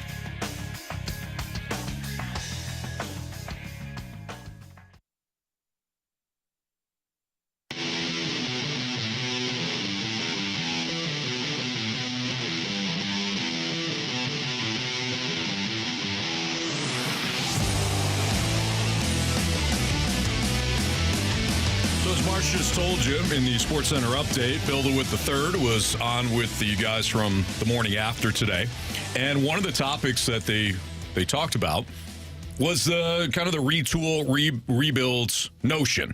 And while Bill DeWitt III doesn't actually talk about a retool, rebuild specifically, if you read between the lines, you get the sense that the Cardinals believe that they can retool on the fly as opposed to doing a full rebuild. Here's Bill DeWitt III. We have to think about whether, improving that core with big free agent investments is prudent, given that we want to, plan for the future. And planning for the future means you got to lay the groundwork. You've got to have good young players with upside who you give the playing time to. I mean, unfortunately, one of the things that we've seen and too much of is some of our good players that we've drafted with a good draft model succeed elsewhere. And is that because we either, valued them incorrectly, or our player development system didn't do what others did? Or is it because we got unlucky? Or is it because there's a lot of factors there. The good news is we keep finding good players. We need to, the other reason is maybe we didn't play them enough and we didn't see what they could do. We're committed to making sure we see what our young players can do and doing everything we can in the player development pipeline to develop them properly. And then at that point, we can add pieces back and build up the payroll, and the revenue should follow. I don't think that the Cardinals, and I didn't buy into this notion when people started talking about it, I don't think they have to do a full rebuild right now. I don't think this is a situation where you don't have any talent at the big league level or on the cusp of the big league level, and therefore you have to shed all the big contracts, completely start over, tank basically, or some form of a tank in order to jumpstart this thing. We don't know if Nolan Arenado is the player that has mentioned to the Cardinals that he doesn't want to be a part of the rebuild. If so, by all means, see ya. Thanks for coming. Thanks for the very short memories. Thanks for all the playoff success. That was again, we don't know if it's him or not. Am I lying? That wasn't. Am I lying? You're not wrong. No, he's not. He's not lying. He's not wrong, Jamie. Thank you. I don't think you need a full rebuild. I think you can do a retool, keeping guys like Sonny Gray and Wilson Contreras, and that's about it. Well, and you may add another. And I don't want people to go crazy, but you may add another mid-level veteran player somewhere. Because in order for retools to be successful, you still have to have good, solid veterans that can help lead the way and help with the winning games. Yeah. Because just outright losing, you don't learn a lot. Right. You learn a lot from a loss. You don't learn a lot from being bad. I agree. So adding a player a bat off the bench that you're not paying a whole lot for, or a guy that can be a backup first baseman or a backup third baseman or whatever. You know what I mean? Like, those things people shouldn't get crazy about because those will help speed up everything else. But I think the Cardinals, I'm redundant in saying this, but we talked about their roster at the end of the season. What you saw was pretty much what you're going to get.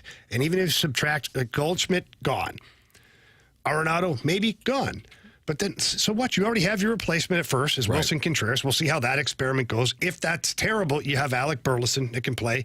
You've got Lukenbaker that can play there too, if the Cardinals so choose to do so. Third base, maybe Nolan Gorman goes back to third base. Maybe Jordan Walker tries third base. Maybe they're done with Jordan Walker in the outfield. And they say, well, Nolan Arenado's not here.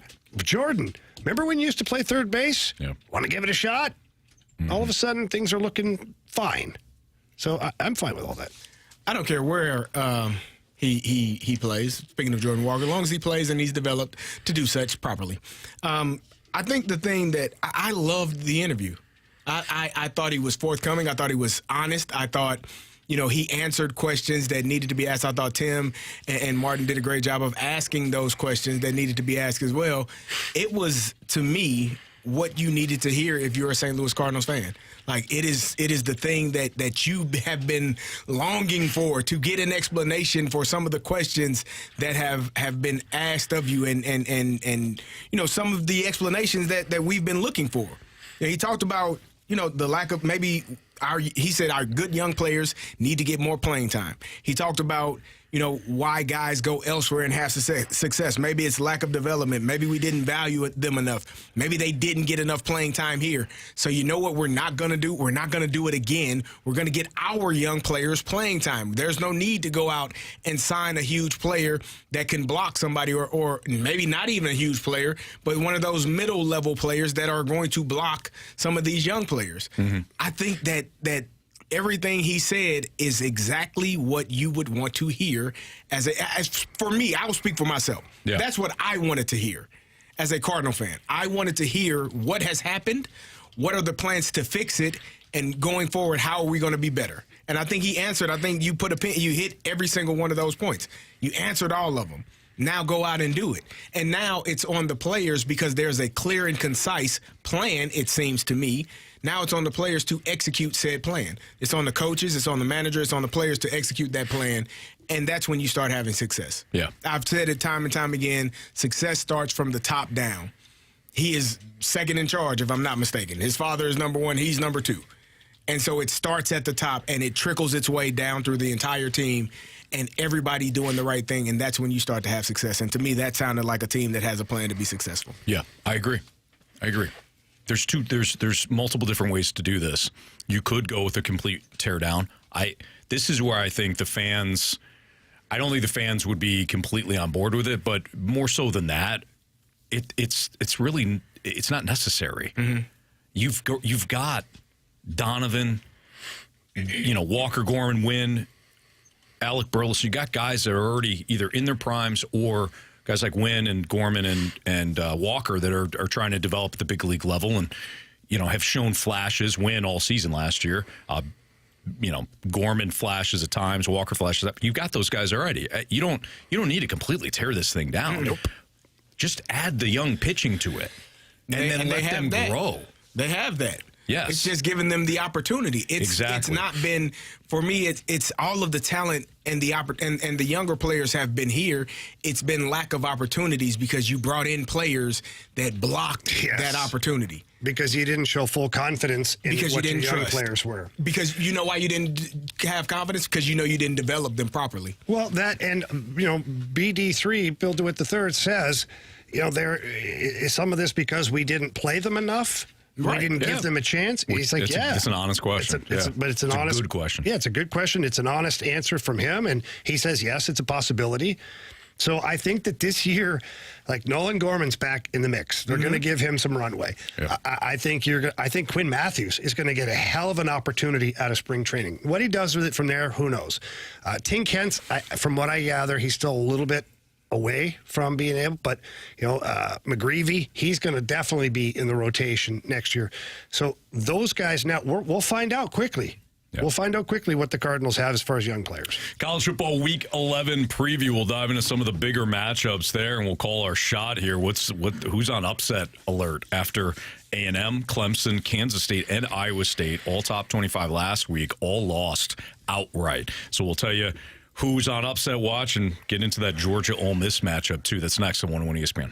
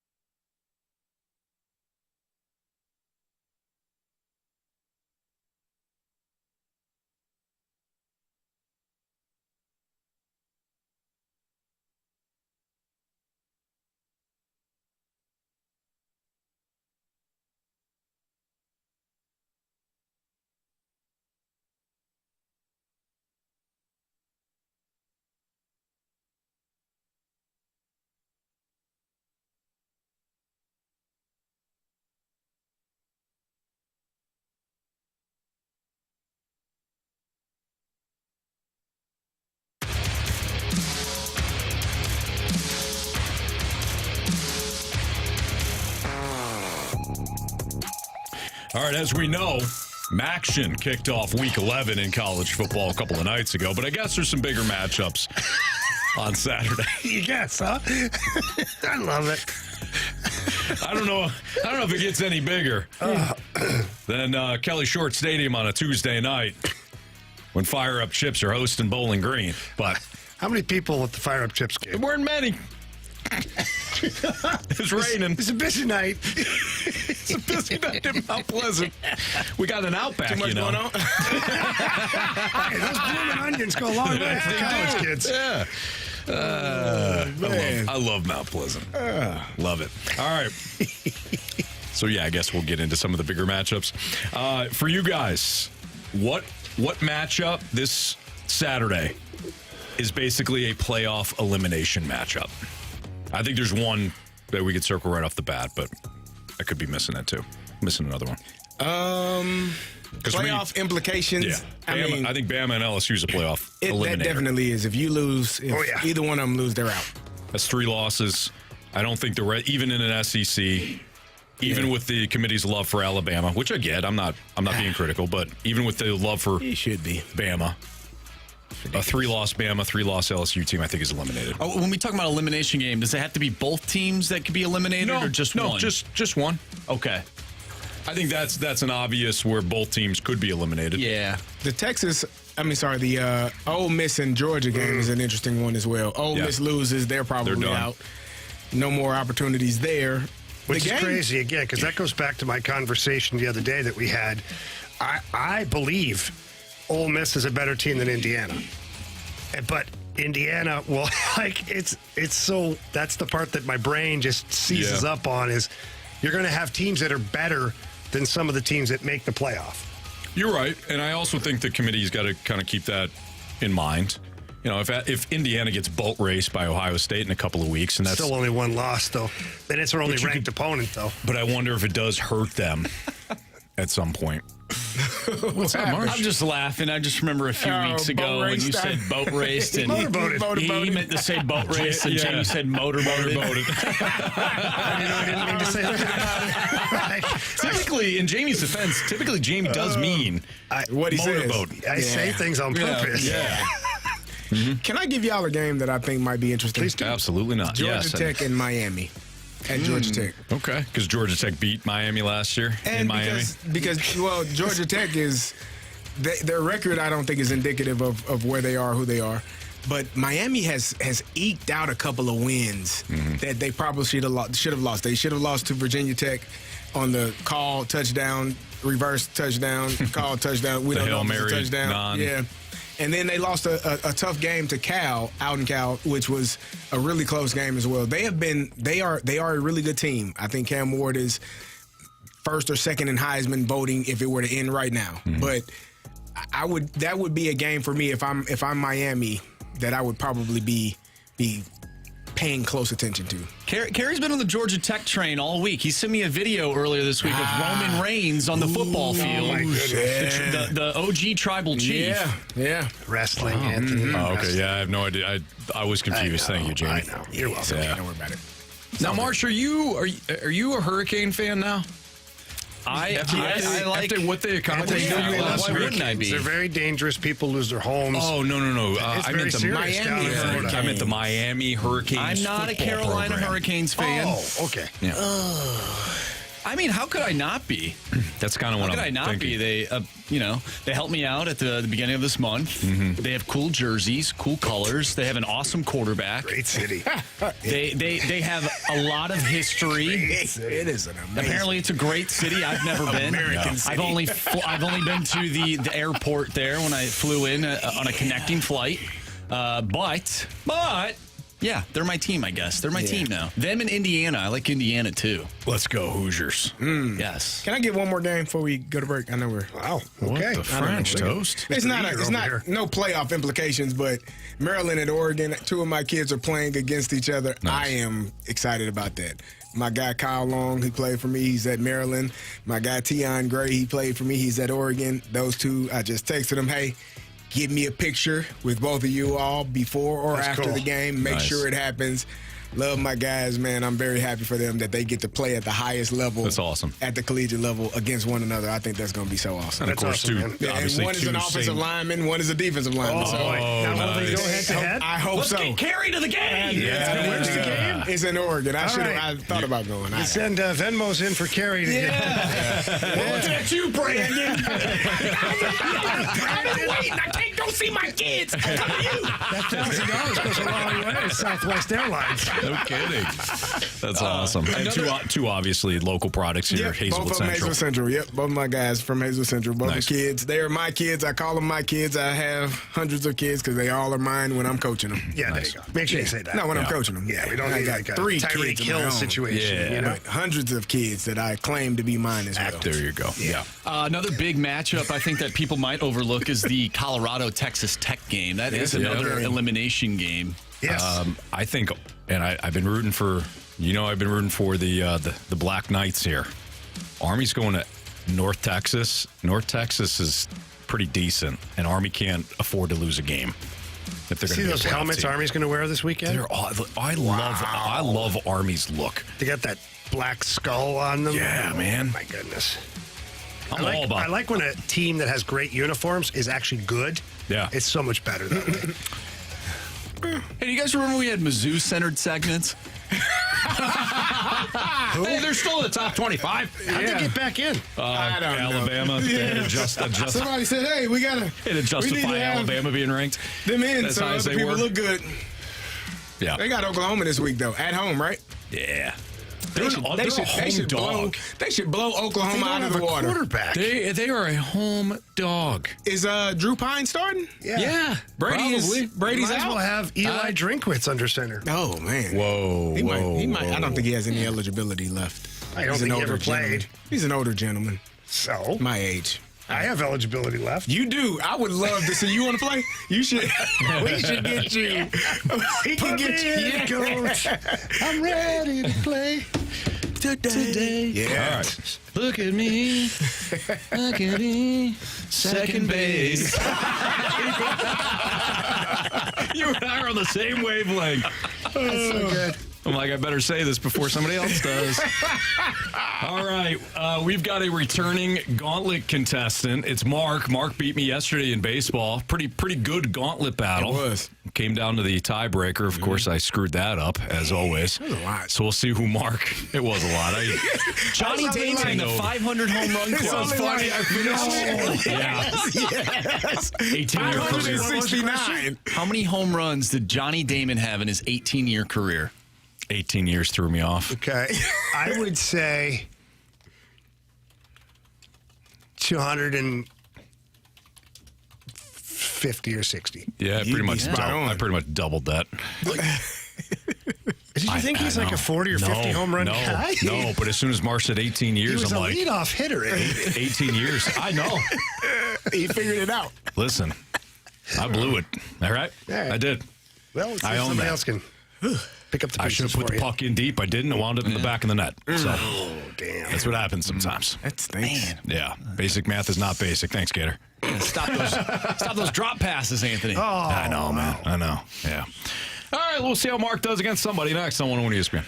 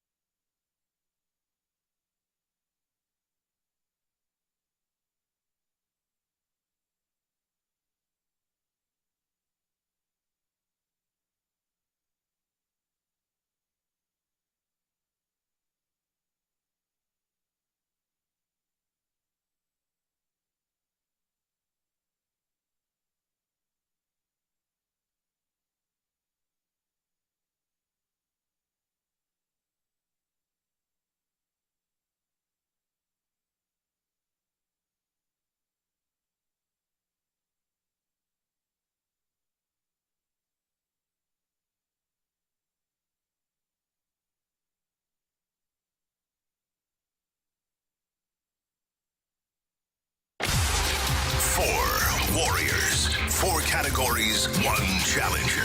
Can you survive the gauntlet? Brought to you by Blue Note Roofing. Roofing, siding, and gutters. Visit BlueNoteRoofingSTL.com for a free inspection.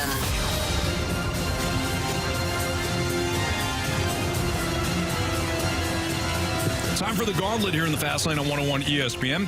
Andrew Marsh, Carey Davis, Jamie Rivers, I'm Anthony Stalter. We welcome back Mark. What's up, Mark? What's up, guys? How you guys doing? Not great.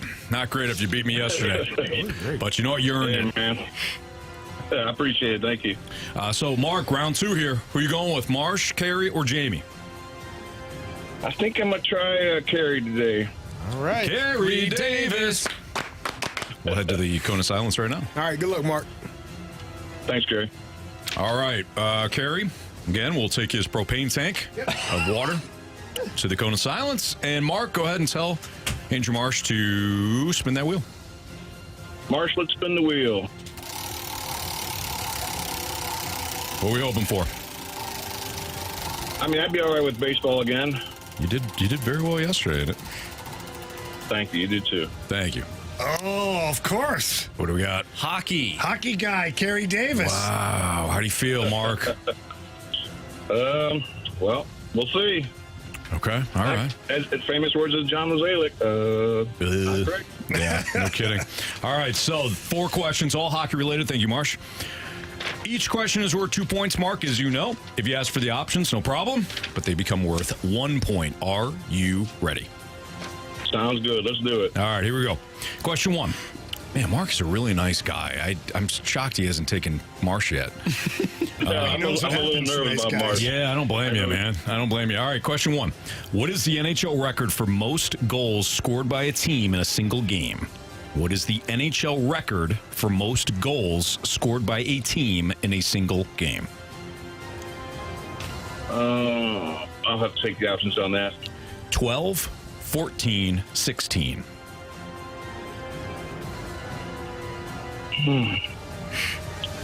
I'll try, this is a total guess.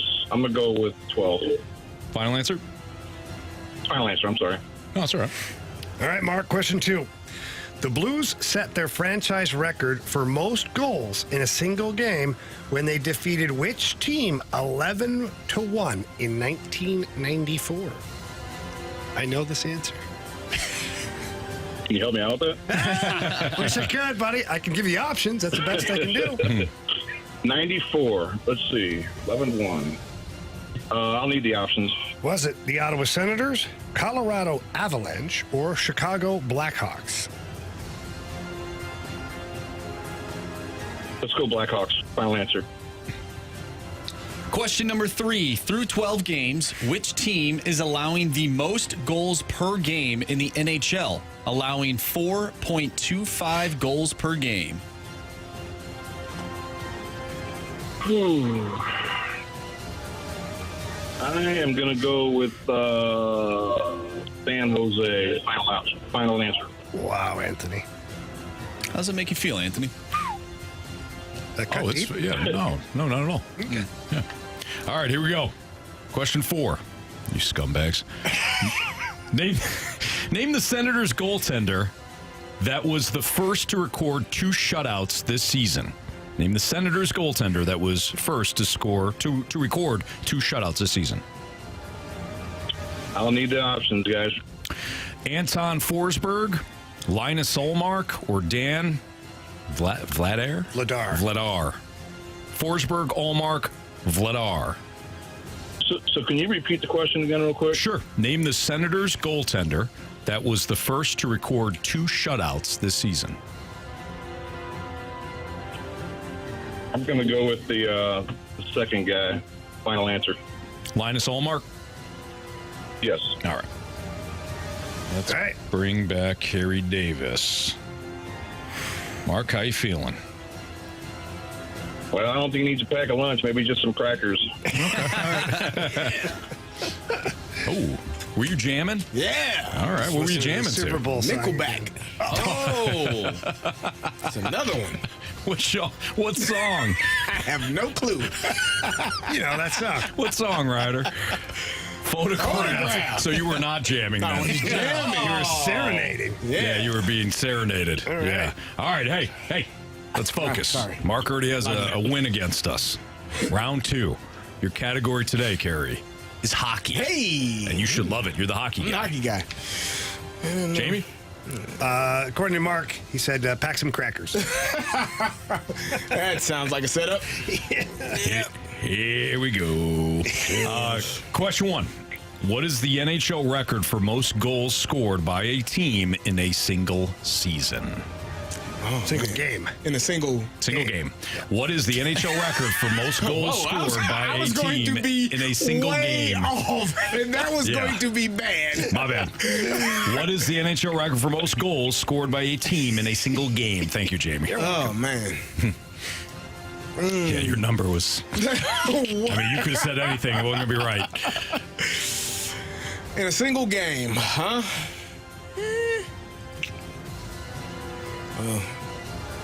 I'd have scored 8 a couple weeks ago. That was a lot. Most goals scored in a single game? Correct. What is the NHL record for most goals scored by a team in a single game? 11 feels like a lot, but it doesn't feel like enough. But I'm going to say 11. Well said. That's weird, right? Final answer. I don't think I need the options because I don't know. So 11 is your final answer. Yeah. All right. Question 2. Not close. The Blues set their franchise record for most goals in a single game when they defeated which team? 11-1 in 1994. No, man. Give me the options. Was it the Ottawa Senators, Colorado Avalanche, or the Chicago Blackhawks? 1994, you say? Yes, sir. I don't think it'd be the Blackhawks. You said Senators, Blackhawks. Give me the Avs. You said Avs was one of the options. Senators, Avalanche, Blackhawks. Yeah, give me the Avs. Final answer. Okay. Question number 3. Through 12 games, which team is allowing the most goals per game in the NHL, allowing 4.25 goals per game? Ooh. Jeez. That should be... May I have the options, sir? Yes, your options are Anthony's San Jose Sharks, Jamie's Montreal Canadiens, or the Colorado Avalanche.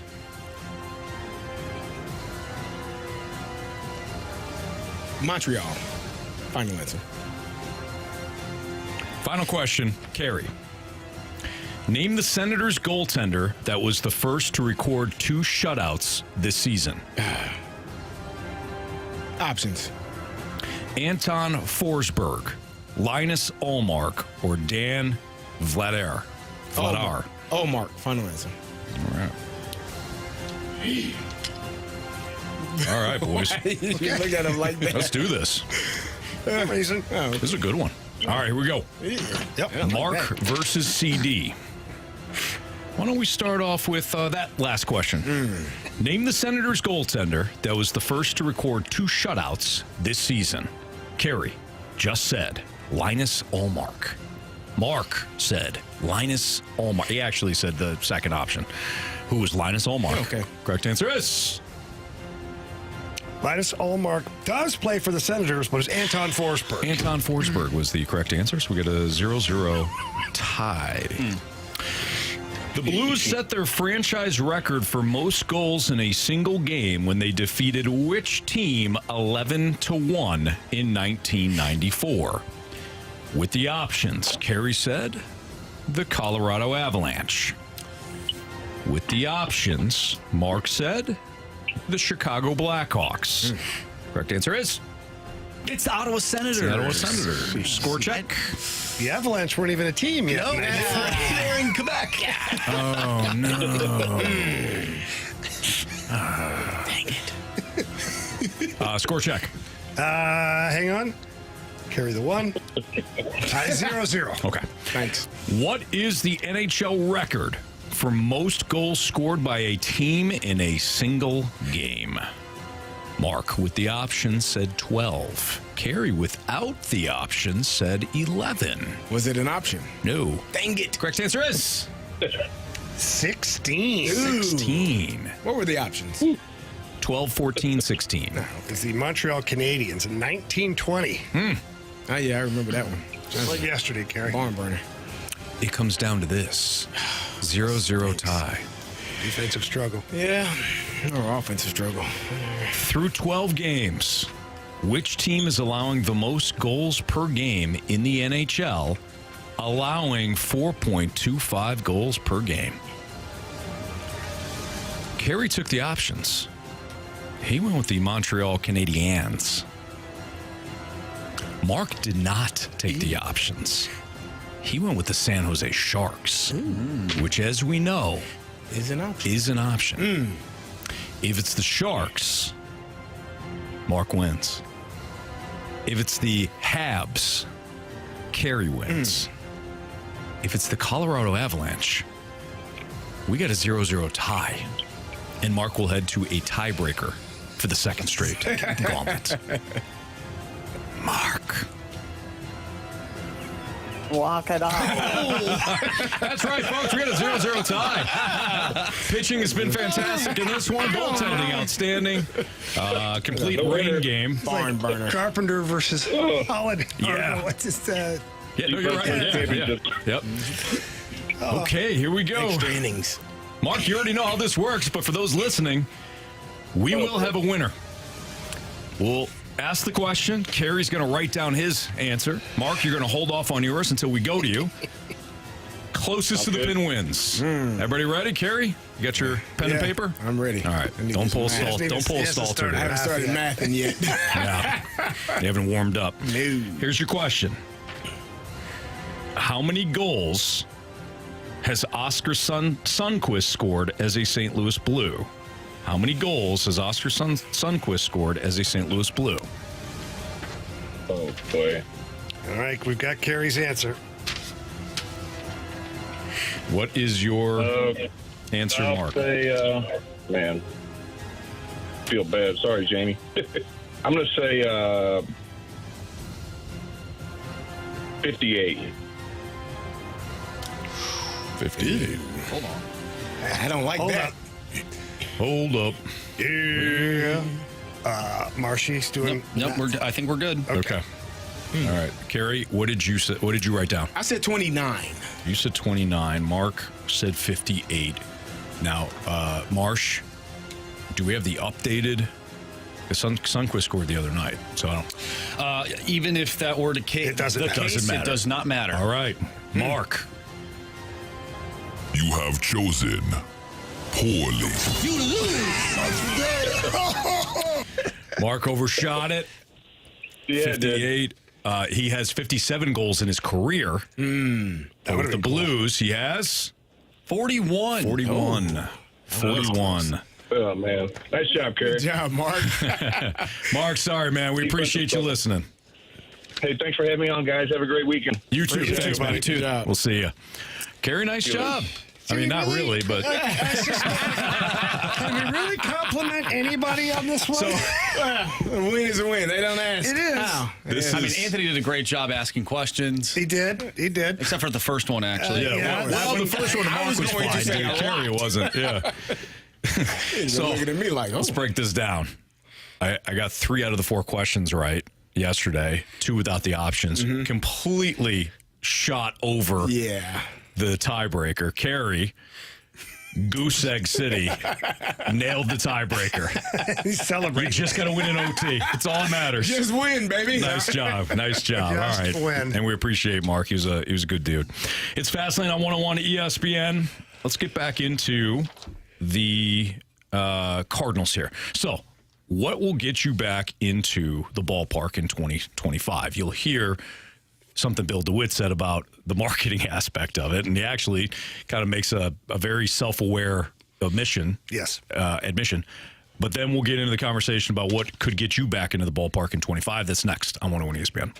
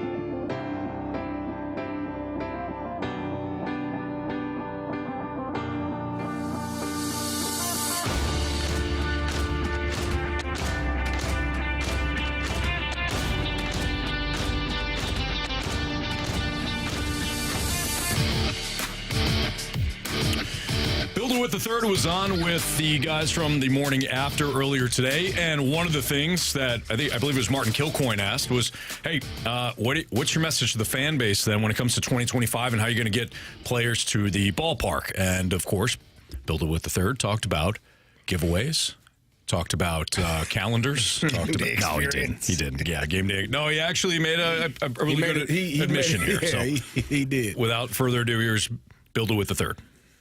Well, look, I mean, we have a whole marketing team. We're going to, lean on a bunch of different things. I think we can talk about just be honest what we're doing. I mean, I think our fans are smart. They know what's going on here. I think they know that there's a cyclical nature to the business oftentimes, particularly with in baseball with teams that aren't like in the top 3 or 4 markets. That sometimes things go the wrong way and you've got to rebuild and get them back up. So, we haven't fine-tuned our marketing message quite yet. I think I maybe slightly stepped in it in that press conference when I said we're working on the game day experience.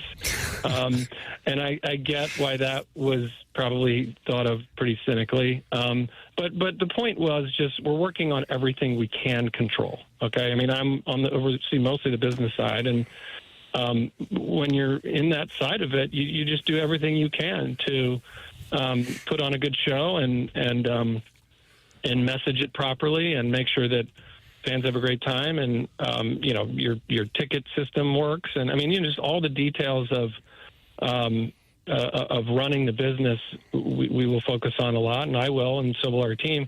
But I get that fans, what ultimately matters for them is a winning team.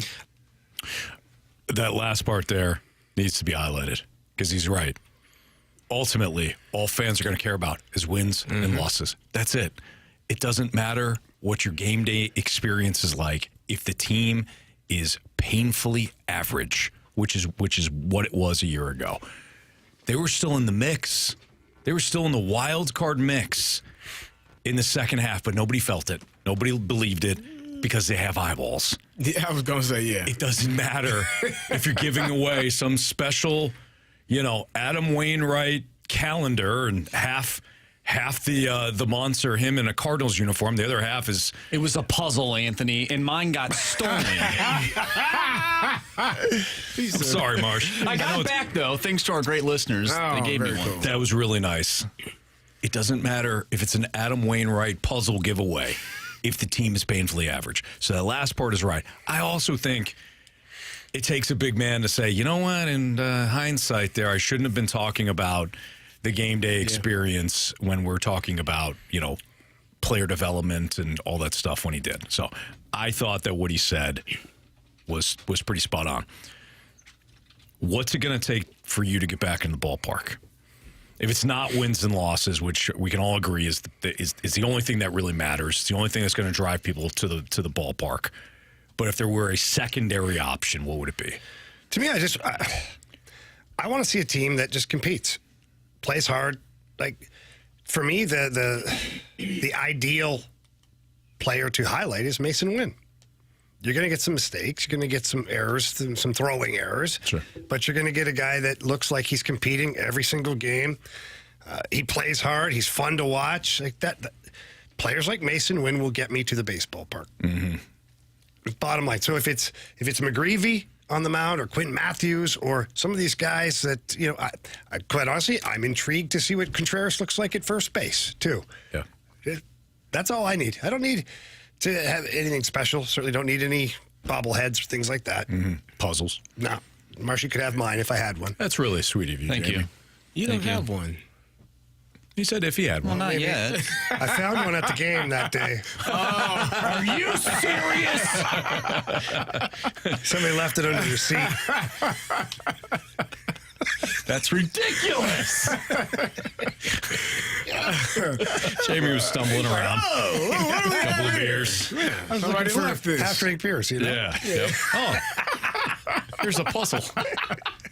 This will do. For me, it would be the opportunity to see future or potential superstars. Like guys, and I'm talking about Cardinals. I'm not necessarily speaking of people that are coming in town. What about your Dodgers, you six? Oh, yeah. I mean, when they come to town, I'll be there. No, you won't. Yeah, I will. No, you won't. Oh, yeah, I will. I'm going to sit in green seats. I'll get the green seats. You think I want to see my Dodgers up close and personal? Brandon must have paid them. Nah, not yet. By then, hopefully, You know I'll what, have my Carey? money. I hope that game gets rained out. Now who's being bullied, huh? Marshy coming in hot.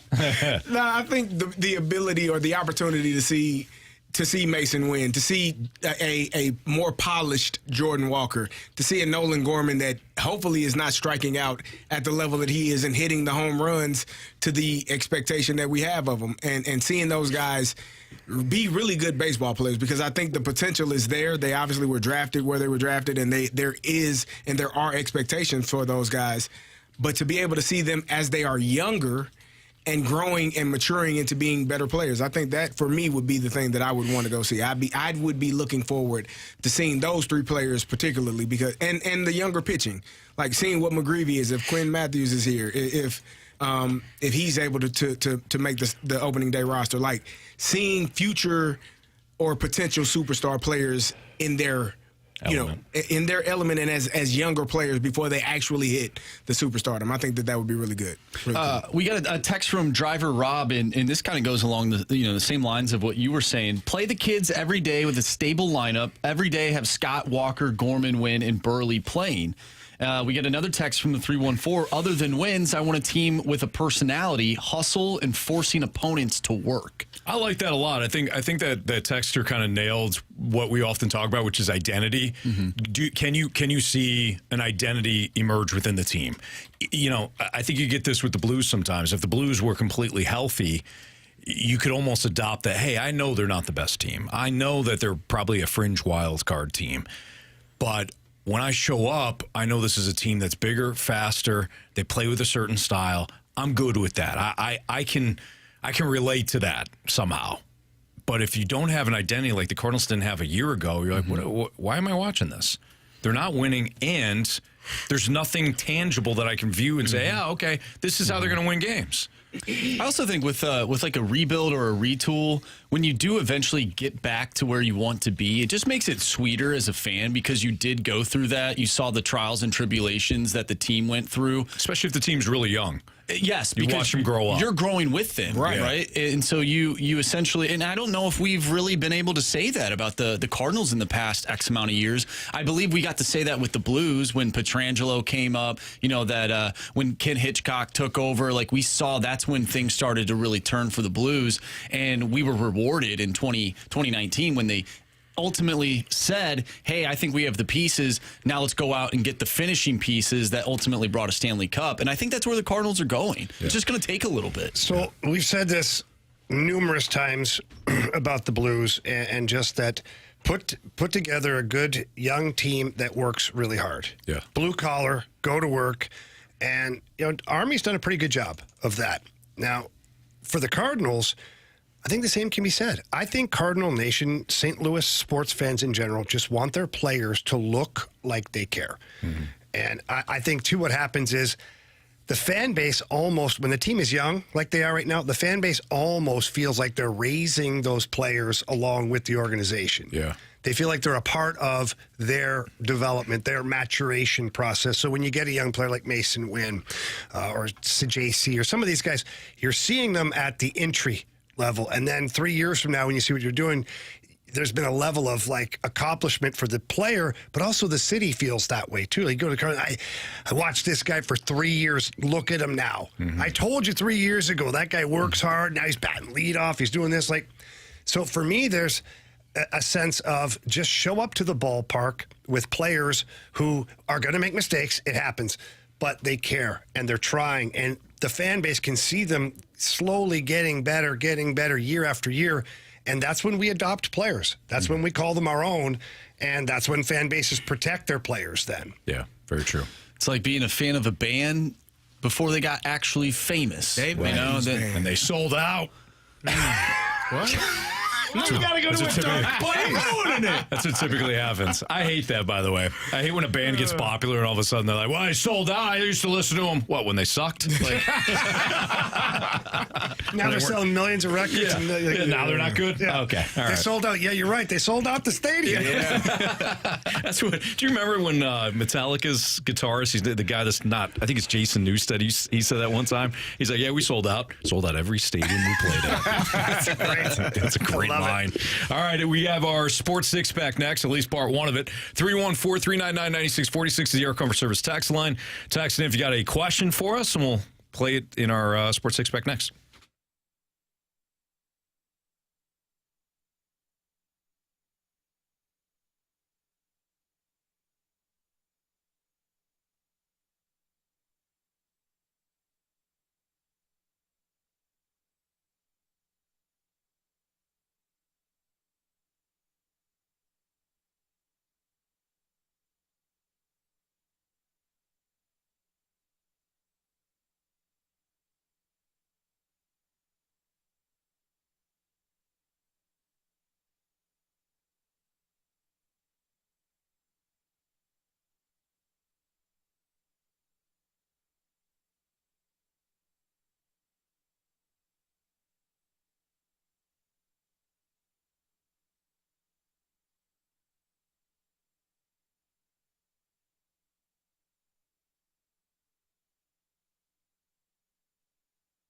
Your car and your home insurance are huge parts of your life because if you don't have the proper insurance or the proper coverage, bad things happen. You lose money and just things are not good. That's why I choose Tracy Bibb and the Bibb Agency. They work alongside Allstate Insurance and they always compete for the best rates. But one thing about the Bibb Agency, the first thing they do, by the way, is ask you about your policies. Do you know what your coverage is? Because that's the biggest thing. It's never a question of like if something's going to happen. It's when something happens. And if you're not prepared accordingly, that's a terrible feeling, and it could be really, really bad for you and your family. But the Bibb Agency makes sure that you get a great rate, but that you're covered properly so that in the event of something terrible happening, at least you're covered with the proper insurance. And the Bibb Agency is not just a 1-800 number where you get somebody random every time you call. No, it's a team of individuals that is there for you and your family, and they're there to help you. I've called there several times needing something quickly. I need a copy of my insurance card, or can you please tell me what my rate is on my home insurance right now? And they provide that right there on the spot. And I want that kind of service for you. Right now, the listener, to give them a call. You get a free non-committal quote, too. Who cares? Call. Talk to Tracy. See if you like it. You will. And that number is 314-328-4260. 314-328-4260. It's no fib. You're in good hands with Tracy Bibb.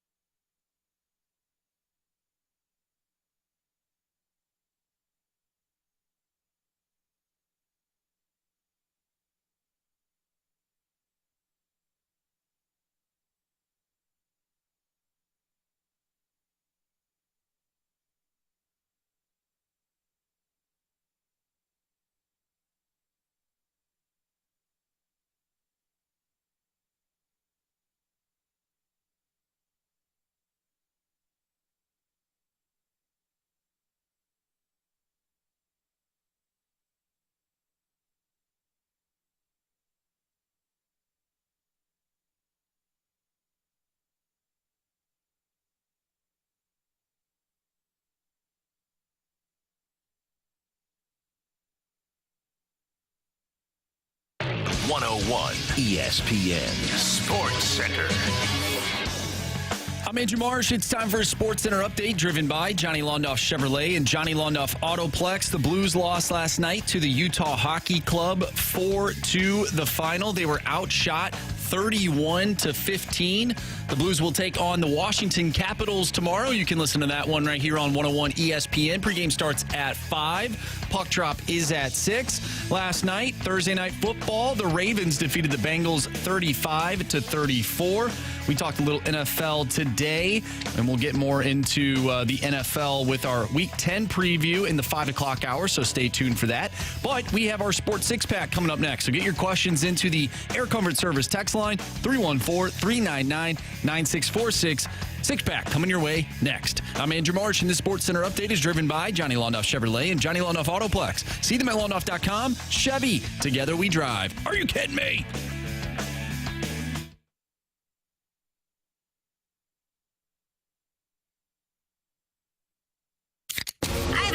It's time for the Fast Lane to answer your sports questions. I want to ask you a bunch of questions. I want to have them answered immediately. Asking me all these weird questions. Answer the question. Answer the question. Answer me! The Sports Six-Pack is brought to you by Paramount Men's Medical Center. Suffering from ED or PE? Your first treatment is free at ParamountMen'sMedical.com.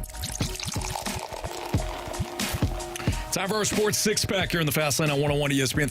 314-399-9646, the Air Comfort Service text line. Question 1, please, Marsh. Question number 1. All right, I like this question from the 314. Would you rather have a team built with good players or a team built around stars? I find this one to be interesting. I think it depends on which sport it is, right? Because if you have a star-studded lineup in baseball, it's a little different than having a star-studded lineup in hockey. Sometimes it just doesn't work. Yeah, I think I'd rather have the complete team. It may lack how many stars do I have? Yeah, what are we talking? And are the players that aren't stars? How's Edmonton done, huh? They look pretty good to you? How many How about a star-studded lineup with the cap? Okay, let's not look at the late 90s, early 2000s Detroit Red Wings. Yeah, thank you. Shut up, Jamie. You got that right? Well used. Yeah. Jeez. Toronto Maple Leafs look good lately, huh? How many stars are we talking? One. No, that's not enough. One star. We're not talking about the NBA. How about 2? How about 3? 3. What positions do they play? 2 forwards and 1 defense. Give me the stars. I'll build her on that team. Yeah. All right, what if they're making 10 plus million? Figure it out. Superstar, 10 plus million. That's 30 mil right there. 3 stars, players. though. I'll take the 3 stars in that situation. I'd lean that way because you can fill it in with good players after that. Yeah. If you give me 3. Marshy hates us so much right now. 3 superstars, and I'm in. Yeah. Well, I feel for Marsh. It's not even his question. No, and but he's trying to set the parameters for us.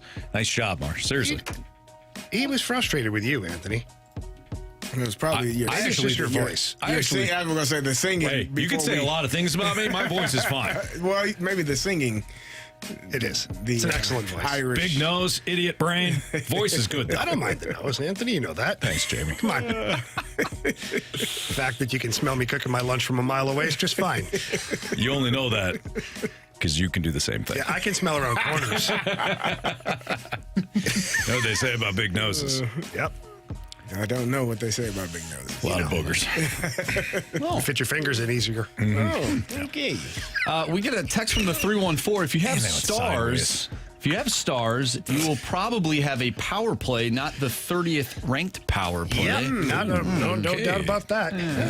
Question number 2. Good point there. Very good point. Well, speaking of the power play from the 314, why doesn't the Blues power play have more movement? It seems as though each player wants to stay in his spot, while other successful power plays have constant movement and swapping spots in the O-zone. Yeah, they go cross.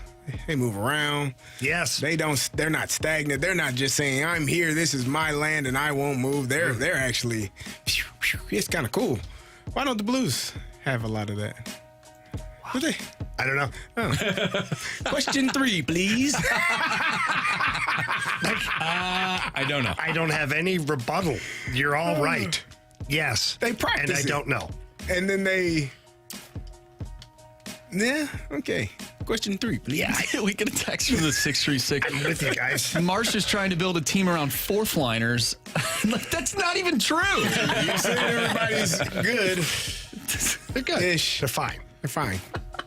I think the question is if you have like 2 stars or 3 stars. I know what the question was. But your depth is awful. Yeah. Would Like you the rather have Oilers that? 2 years ago. Yeah, or would you rather have a balanced lineup and no superstars? Like the 2019 Blues team. I'll take the Warriors with Clay, Steph, and But that's basketball. That's basketball. Still That's different. Carey, That come doesn't on. work for Stay in the everybody. conversation. But basketball, It don't work for everybody. Basketball, Didn't you work for the almost Phoenix need. Suns. Yeah, because you got the wrong superstars. Well, Well, there you are didn't say superstars. the question wasn't the right superstars. You just said superstars. Jamie, whatever your name is. It's does it all the time. I mean, I At totally least understand once a it. week. It's the gray beard, right? Yeah. listen, At Jamie. least once a week. Jamie, it's hockey season. You're not always here. I'm sorry. Okay. Dusty, You told me I was always here. Well, in You said spirit, you're always yes. here in spirit. Yeah, always. Now you just did that. Okay. Okay. Were you wondering about the Dusty Dvorak text that you got yesterday? Did you see that from JR? I don't think he was. No, he was on it. Oh, you weren't on it? He's Oh. not in the group chat anymore. What did you eliminate me from the group chat? No, I Not didn't. the Fast Lane group chat. We have a separate one with Jeremy Rutherford. I said, It's got your own little group chat, eh? different JR. I'm starting my own with somebody else. No, I said the Blues have young players like Dvorak. Oh, Dusty Dvorak. He used to, Croatian basketball player. he used to be a lineman for the Bears. Oh, okay. Well, that too. I meant Dvorsky.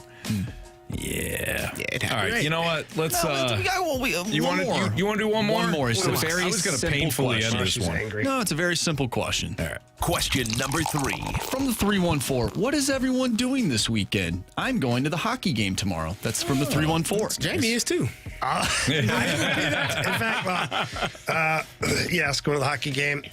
We're the Rivers household is still unpacking, settling, and setting up the new house. So that's been fun. I have to give mad props to my girlfriend Ashley, who is a psychopath in the best possible way. She won't rest until every box is unpacked and put away. God love her, because I'm so busy I can't help. I'm a piece of crap. But tomorrow she will be bringing, let's see, her 2 boys, my daughter, her friend, and herself to the game. We're going to have some fun at the game and enjoy that. That'll be good. That'd be good. So I mentioned on Monday, my little guy Lincoln turned 3, so we got his little party tomorrow. Killing also. Carey, did you get invited? I didn't. Oh, you guys are invited. You get invited? I was not invited, and I'm not going. Wow. No offense. Like, I have a wedding tomorrow, so. Congratulations.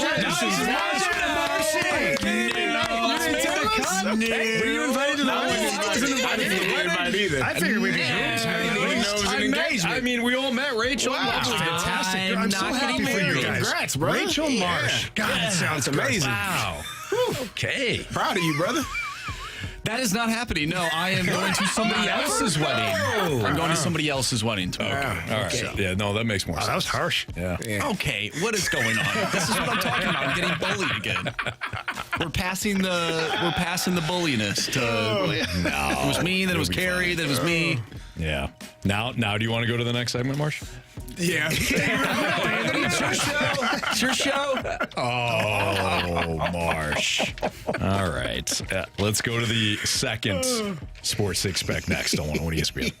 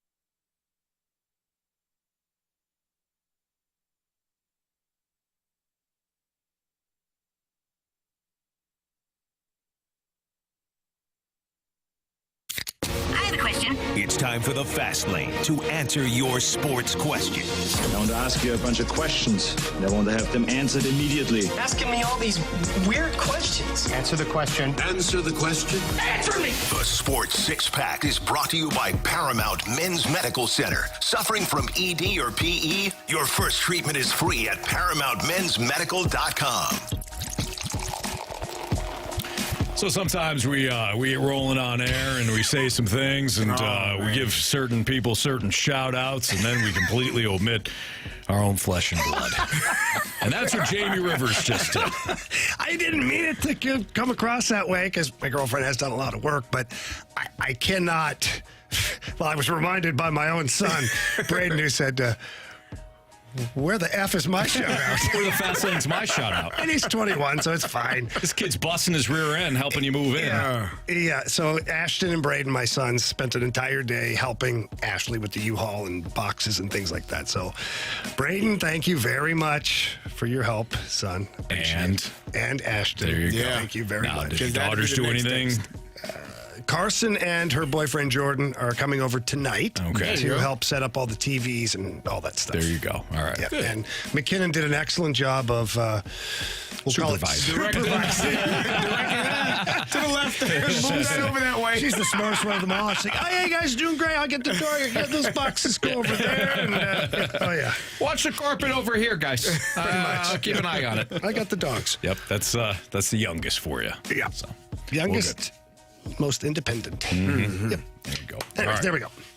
Question for whenever my family moved, just for whatever reason, I was always out of town. Every time. How convenient. Always out of town. Good for you. Yeah. Now, did they set the moving date first or not? That's a great question. That's a great question. I think my plans maybe were first. Probably like a hockey tournament or something? No. Golf trip? No. I don't know. Wedding? Maybe. Hey, we're back. Wedding's back on. When I was in college, my parents moved to Florida. See ya. That must have been scary for you. What do you mean? They just left you alone. Yeah. Like Kevin from Home Alone. In Chicago, too, for that matter. No, I was in college. No. They just took off. Did you know that movie was filmed in a gym? I did know that. Gym. A school gym. Yeah. Well, it was in the school. I drove past that house myself. That house does exist. In Winnetka. And course it it was does. sold recently. Yeah, it was for a for lot of sale. money. But it was filmed in Allegedly. a high school. There's Allegedly. parts that were. Allegedly.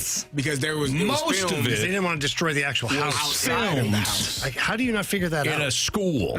Next thing you're going to tell me is that the show Ozark wasn't filmed in the Lake of the Ozarks. Funny thing was, Marsh, it was No not. way. What? No way. But they have It's named they have Ozark. the pictures and the video and the like. I got Not filmed in Ozark. I don't believe in the you. Ozarks. I don't believe you. why do all those people go buy houses in the Ozarks now? Yeah. I don't believe They you. got fooled. No. Duped. That's terrible. I don't believe that. A lot of lawsuits coming. Oh, yeah. Question number 4. Okay, from the 314. How much does This is the worst ownership... six-pack we've ever done. It's not even close. Sounds like we've had a Might be the six-pack. best Not six-pack even- we've great ever six-pack. done. Not even close. We've been way worse. the best. We're fine. We're good on the clock at least. We've had some bad six packs. From the 314, how much does ownership affect the players? Not in terms of money or putting the team together, but in terms of relationship. For instance, when the Padres owner passed away, is that emotional? Do you ever chat with the CEO as a player? Yes. Yeah, I've said this before. Mr. Rooney was one of the best owners, best people you could ever meet. He had his door open. Honestly, when he says open door policy, you can go in there and sit down. Hey, Carey, what's going on? And go sit down and talk to him. And I think it matters. I think it matters to the players when the owner of the team, the main person, the boss, is open and honest and caring about you and your family and what you got going on. I think it definitely helps the mindset of the team going forward and the coaches. Like I said, everything starts from the top and trickles down. So if you have a great owner, you usually have a great organization. And then if you don't have a great owner, you probably are struggling on the field or on the ice or on the court, whatever the sport is. Yeah, I agree 100%. I mean, I've been very fortunate. I've had some teams that had good ownership, but I had one team in particular, and you know this, Anthony, had fantastic ownership. And it's not a coincidence. It was Mr. Ilitch with the Detroit Red Wings. I mean, just unreal. If you were hurt or healthy scratch, whatever, he'd send for you to come and sit with him in his suite and all the food and everything, you know, that you want, ask you about your time in Detroit. He'd literally ask the players, is there anything that we can change, anything we could do better? Because, you know, I came from different teams, and asked me about my experience on other teams, and he legit cared. And you find out later that he did so many great things in Detroit. And Detroit has been completely revitalized because of the Ilitch family, because he bought up half of downtown Detroit and put a program in place, which is awesome, that people who wanted to build businesses in downtown Detroit had to submit their business plan to the Ilitch Corporation, and they would vet it to see if it was a viable option. And once it was approved, now you could buy the building. And you should see downtown Detroit now. Oh, it's completely. It is completely changed between what Ilitch did and the Super Bowl coming to town. Yeah, all that stuff. In 2005, the year that the Steelers won. Yeah. Your Steelers. Yeah. Was it 05? 05. Yeah. Detroit. It was 05. Yeah, it was 05. They, between those two factors, the city of Detroit got cleaned up big time. And one thing that Mr. Ilitch did that, it's not that other owners don't, because I see the Blues ownership, the way they operate, and they're doing they're doing a really good job. But Mr. Ilitch thought about not just the player. He thought about the players' families and their children. And so we had like a couple of babysitters in the wives' room with activities for the kids. So the wives could go watch the hockey game together and enjoy the game, while the kids could stay in the wives' room and have different activities, painting and, little games and things. Nice. And you didn't have to worry about it, And then as a player, if your wife or your girlfriend is happy and the kids are happy, it makes your job a lot easier to perform to the highest level. That's why Mr. Ilitch always says, don't come to me with excuses. Don't tell me you can't win because I didn't provide something. Yeah, good call. This will blow up the entire six-pack, but we were talking about shout-outs, and Jamie's Vacation Speedo text in saying, where is my shout-out? After all, I've been holding up a lot of the weight. Yeah, you have. A lot of heavy lifting.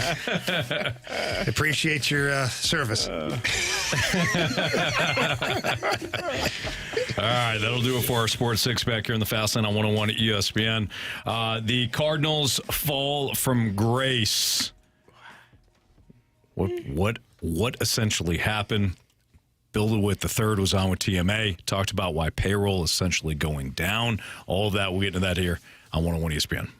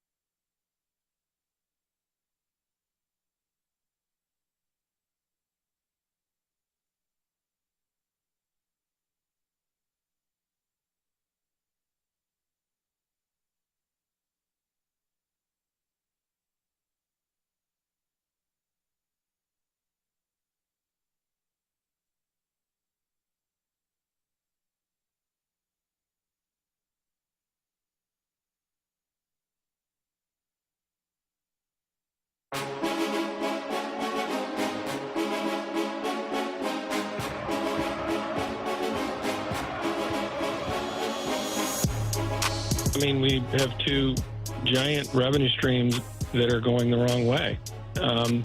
And we're also committed to investing a lot more in player development and, frankly, other areas of improvement. So, and when you say other areas of improvement, what would those be? Like front office stuff and investing in various, business-related initiatives and, staffing and things like that. So my tease in the last segment was clunky. Did the Cardinals fall from grace? Did it ultimately need to happen? Absolutely. I think unless you're going to recognize that there is a problem, you need to have a problem first. And the Cardinals had a problem, and I think they got really complacent. I think they got complacent. They benefited certainly from playing in a division where most of the teams each year did not care to win. They really were facing one significant NL Central opponent a year, and it often went in waves. So for a while it was the Reds, then it was the Brewers, then for 2 years it was the Pirates, then it was back to the Brewers, then for 2 years or 2 or 3 years it was the Cubs. They really only were battling with one team in the NL Central for a very long time. Mm-hmm. So they benefited from that. But I think they got complacent. I think they realized they had a really good formula, but then they didn't adjust the formula, and they got fat, dumb, and happy off of it. And now we're in a spot where they have to redo things. And the Cardinals, to their credit, while it was late, they should have realized this. Carey, you've brought this up before. You and I have talked about this. Jamie, you and I have talked about this as well. While they should have recognized it years ago, they at least have recognized it now, and they realize they need to start over. But I do think the fall from grace needed to happen so that they say, we need to make significant changes. We can't do the Flex Seal thing anymore. We break out that puppy, and we spray it all over the place, and we say, hey, it's good. Just like on TV, it works. Ish. What do you guys think? Do you think the fall from grace needed to happen too? Of course it did. And we speculate that the Cardinals were late to the dance or they refused to do certain things. But they believed in their model at the time, and they hadn't had reason to not yet. Like, world championships were not there, but playoffs were still a thing. They're still making the playoffs every year, and when you're doing that, you think to yourself, we're close. Or maybe you fool yourself into thinking, we're close. And when you see some of the other teams, the Brewers being one of them, that are diving into the technology and all this stuff, you're like, they're desperate. Right. But no, hear me out, right. though. Yeah. Because your product has been good for so long, good-ish, define good in the playoffs, for so long that you think that people who are doing these other things that are brand new, you're like, they're reaching. And so you're no, don't bite. Stay in our lane. Let's just keep doing it. Let's keep doing it the way we do it. And then you realize at some point that what they're doing is working, and now you've missed the train, and you can't. The next one's not coming for a while, right? And so you're like, oh crap. So I think that could play into it as well, to where I don't think necessarily they were being arrogant or reluctant, but they're just being cautious because maybe some of the other models were not proven yet, because those take time, which is what the Cardinals are asking for now, is allow us time to do what we're doing to upgrade all this stuff, technology, scouting staff, development staff, all that. Because now they realize, okay, the Brewers started doing this like 4 or 5 years ago, and the Brewers with a bunch of no-names and people you don't recognize or would never buy their baseball card are winning the division. Right. So maybe that's it. Yeah. Yeah, I think they made the right decision. As you said, it's taken a long time. I was reading this text right here from the 314. Do you think if Goldie and Arenado had good seasons the last 2 years, we would be talking about this? Yes. Well, I don't know, man. I don't know. I think, and I don't know. You guys think that would make that much of a difference? Yeah. You think your pitching was that good? Because you would have probably made the playoffs. You guys should be working for the Cardinals. As a wild card, you probably would have been. Well, thanks. Hey, how much do they? What's the salary? What's the salary? What are we talking? And what you guys should be evaluating for the VP Cardinals. Seriously, special events.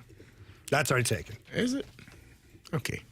Who's the president of special events? We don't have one. No, I think special events is open. Special projects is different. There you go. Right. Yeah, I think they're completely different. Maybe they work in unison. Maybe. I don't. Well, get the job and we'll find out. That's good. Let's do it. Well, ask Gersh. You don't know. No, I mean, I'm happy that they have gone in this direction.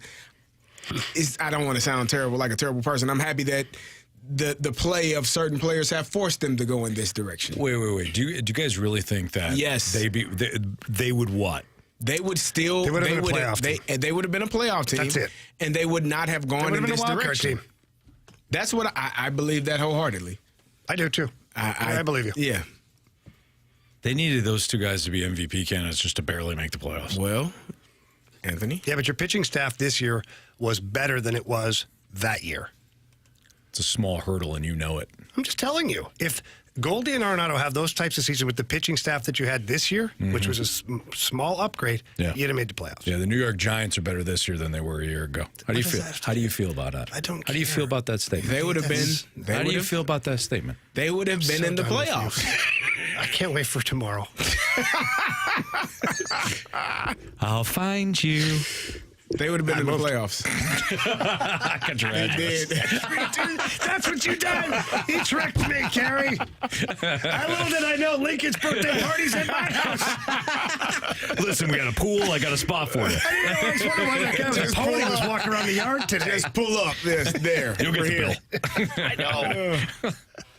Anyways, what are we talking about? I don't know. Okay. Anyway. Yeah. Question 5, please. No, it's 5 o'clock. Hey, on a scale of 1 to 10, how checked out are you? 12. We still got 3 segments to go. We got a lot to talk about. I got to go to the bathroom. Yeah. 45 minutes. You come on back. Hey, only I can do that. That was 3 hours. That was a tough day for Marshy. That was full 4 hours, I think, for him. All right. Let's I don't move know on. what the question was, actually. I don't either. The fall from grace. Yeah. It had to happen. Yeah. It had to happen. I'll say aye. Aye. Because if those two would have played well, we wouldn't be here. Yeah. I agree. I think you're going to be here. Get rid of both. You're going to be, you know what? You're going to be here no matter what. Because your model sucks. Oh. It needs to be. No, let's just be honest. Whoa. Okay. You telling Carey his... He did tell me. I thought he was talking to me personally. Well, he was talking. He said, your model sucks. He said, you're going to be here regardless. All of a sudden, you guys started working for the your Cardinals. model sucks. Carey was telling me before the show. I'm working for the Blues. Just ask all the people here.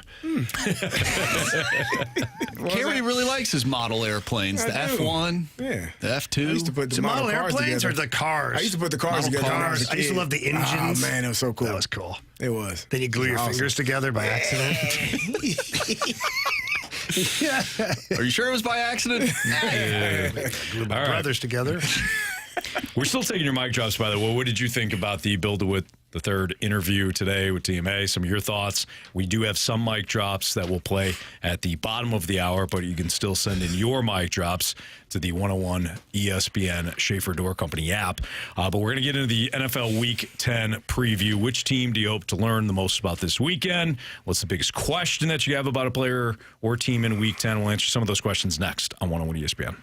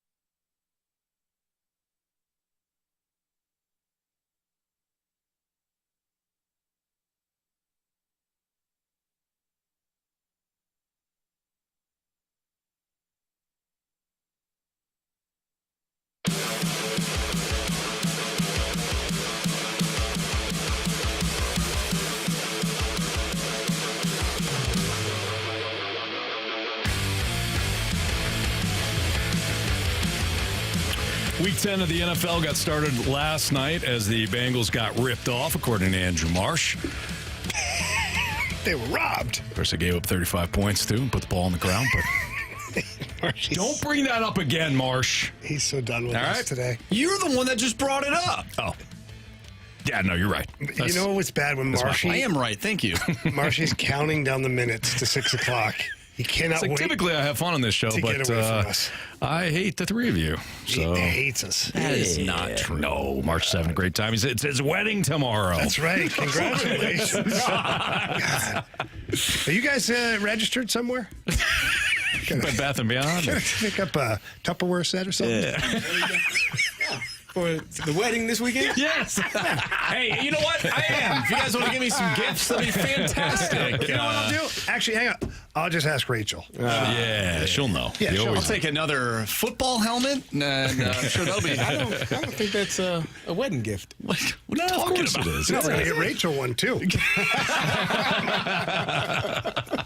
All right, Week 10 preview.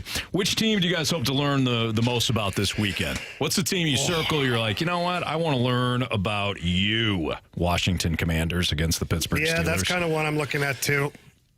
I'm looking at that one. Like, that's the one I'm like, okay, let's see how you do against Pittsburgh's defense. You know, they've scored. I think they've scored. The Commanders have scored in like 34 of their 36 quarters this year. That's not bad. Their offense has been remarkable. It's not bad. Remarkable. But Pittsburgh's got a good defense. I'm also looking at the Cardinals. You know, I want to learn, like, what are they? Because the Jets got a good defense. And that's, the Jets are favored in this, 1.5. But I just want to see what the Cardinals are, because I've called them crap for a couple of years now. You made me stop rooting for them. And what? You made me stop rooting for them early in the year. Well, yeah, but it was good reason they were We bad. can't make you do anything, Carey. You know that. He is very persuasive. Yeah, he is. You're right. I'm looking at the Cardinals-Jets game. The Cardinals are a tough out. They're going to be a tough out each and every week. We talked about that last year before Kyler Murray got back. We were talking about how hard that team was playing when Joshua Dobbs was starting for them. And they were, they just had a bunch of different guys playing, but they were playing really hard to start the season off with Gannon as their head coach.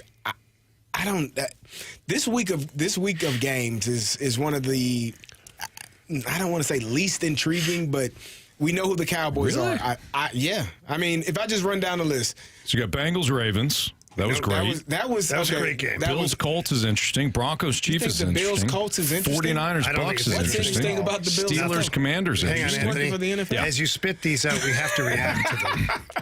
You think Bills, Colts is interesting? Yeah. Why? I'm not going to learn anything about the Colts that I don't already know. Well, the Colts have hung in every game virtually this season. Every single one. Until this week. Yeah. They lost by 2 to the Texans. They lost by 6 to the Packers. They beat the Bears. They beat your Steelers. They lost by 3 to the Jaguars.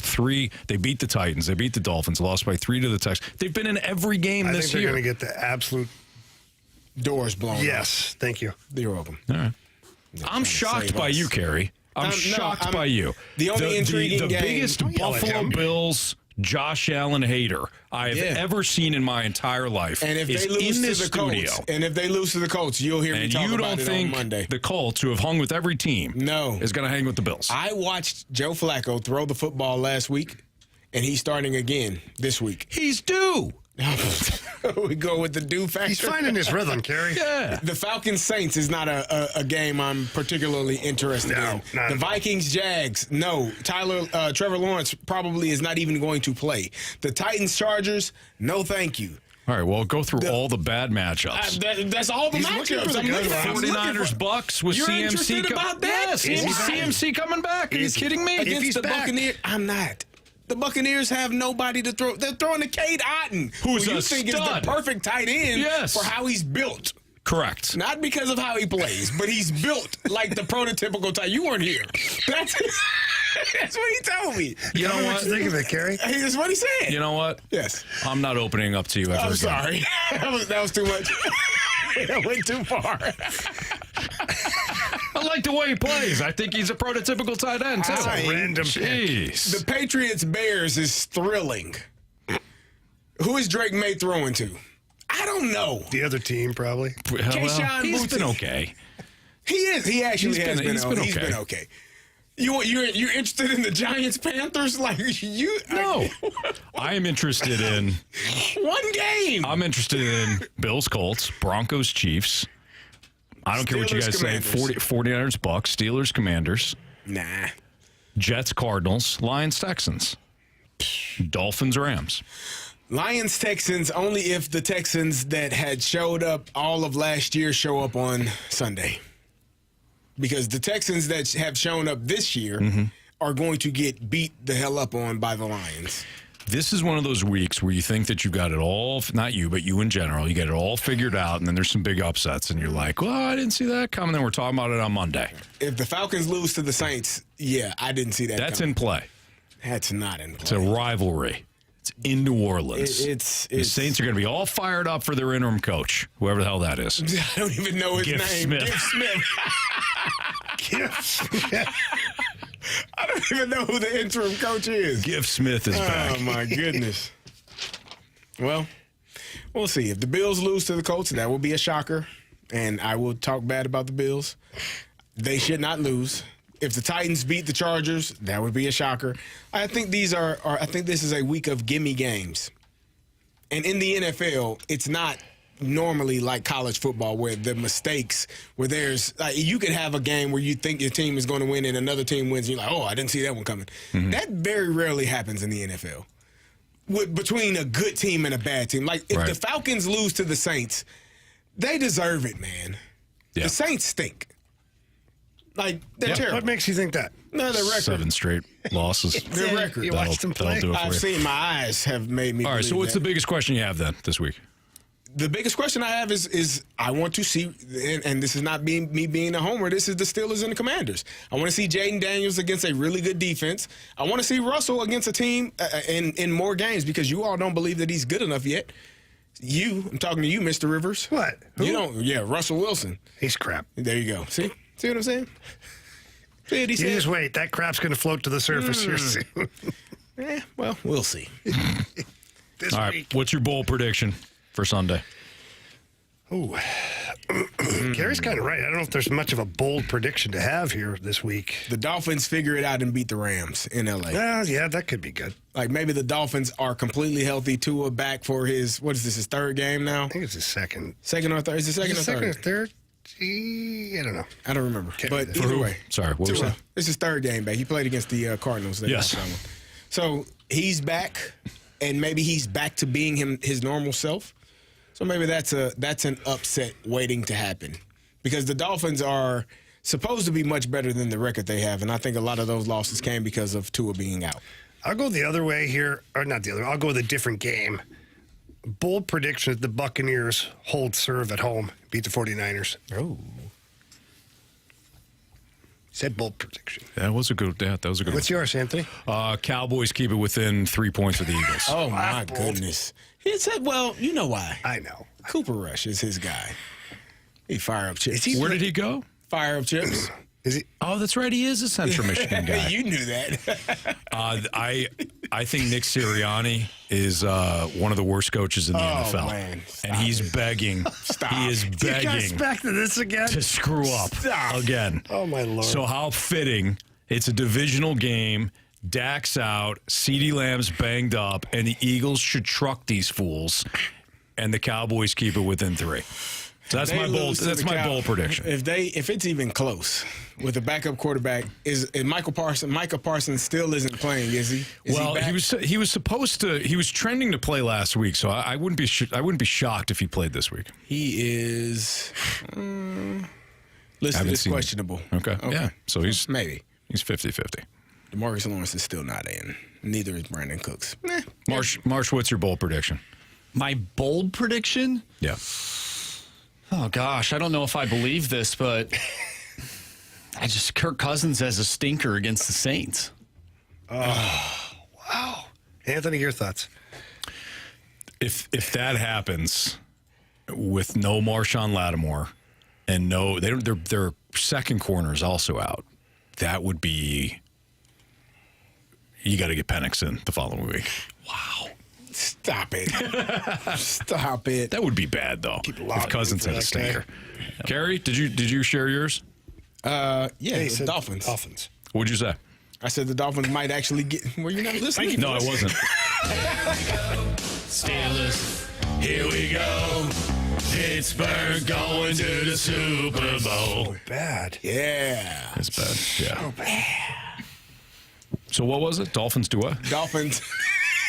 Flat out admitted. No, I did not hear it. I would like to hear it. I said Tua back for his third game. You want me to pretend that I didn't hear it? I did not hear it. 3 times. I said he's probably getting back He into got the cut off rhythm. by Marsh. Getting into the rhythm of things. I think the Dolphins are a better team than their record has shown, and so I think the Dolphins have an opportunity to win that game. Yeah, but what's your take on the Dolphins?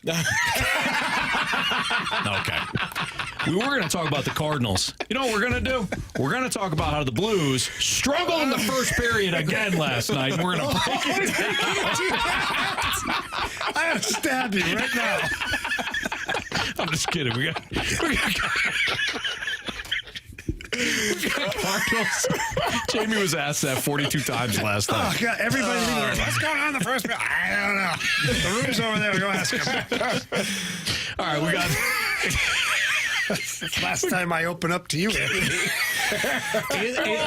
all hurting each other today. Carey said his piece about the Dolphins more than the Blues had shots on net for an extended period of time. Entire second period. Oh, man. You're not wrong. What'd you say about it? What's your team at? I thought I said it. Why did they show? Say it again. What was your bold prediction, though? All right. We got your mic drops on the Cardinals and your thoughts on the Bill DeWitt III interview. That's all next on 101 ESPN.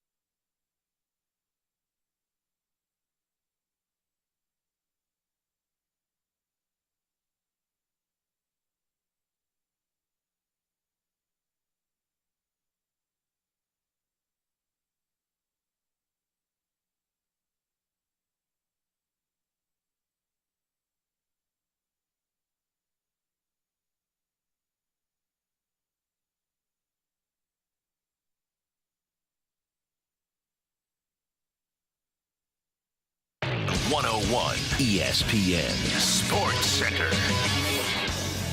I'm Andrew Marsh. It's time for a Sports Center update brought to you by Saliga Heating and Cooling. The Blues lost last night to the Utah Hockey Club 4-2 the final. They'll take on the Washington Capitals tomorrow. Pregame starts at 5. Puck drop is at 6. The Ravens bested the Bengals last night 35-34. If you missed our conversation about Thursday night football or anything about today's show, make sure you go to 101ESPN.com or check out the free 101 Schaefer Door Company mobile app. Again, it is free, so go check it out. Go to the podcast page. You'll find all of our full shows there, and it's all brought to you by Dobbs Tire and Auto Centers. We've been discussing the BD3 interview on TMA earlier today. We're going to get to your mic drops coming up next, so stay tuned for that. I'm Andrew Marsh, and the Sports Center update is brought to you by Saliga Heating and Cooling, an independent American Standard heating and air conditioning dealer.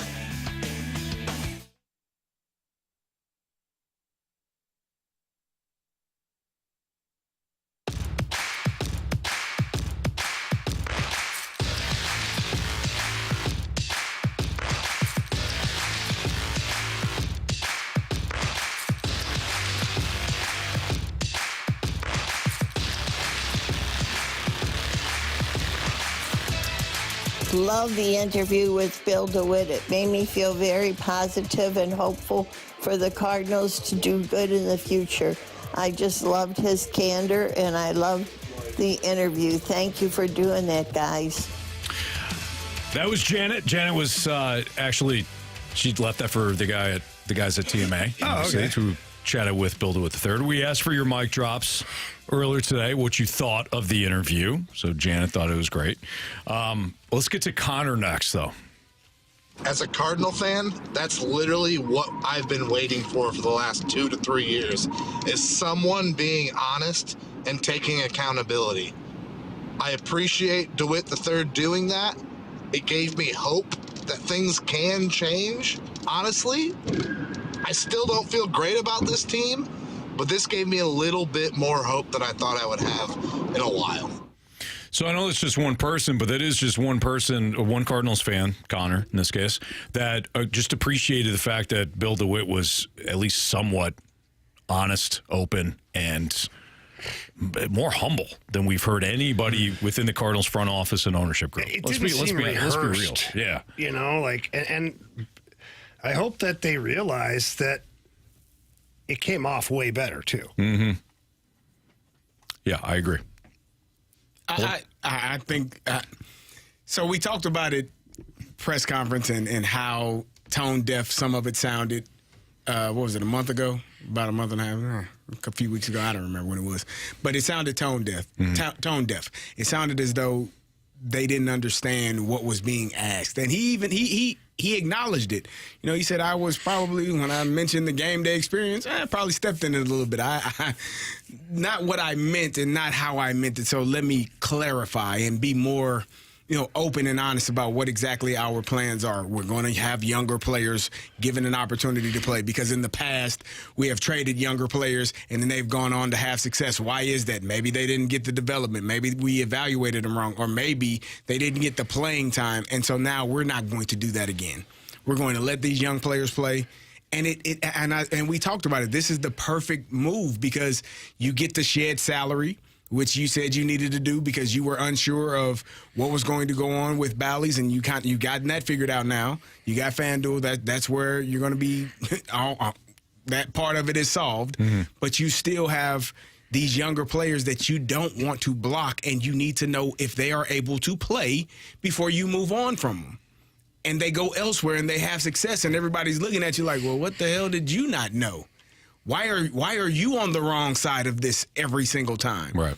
And so they're saying we're not going to be on the wrong side. We're going to let these players play, and we've drafted them. We're going to develop them, and we're going to focus on that aspect of it, and we'll be better because of it. All right, let's hear from Tony next on his thoughts about the BD3 interview. Listen, for the foreseeable future, I'm out on going to the ballpark. And the only thing that's going to change that is consistency. Right? With sports, you can win or lose on any day. Going to the ballpark is a lottery ticket. when the club is good and they're playing consistent, then you feel better about your chances on going and seeing something fun or exciting. But with a team with no stars on it, a team that plays really inconsistently, like, it's not cheap to go. You know, even if you're talking about, you know, $40 tickets. Well, for me and my kids, we're looking at $160.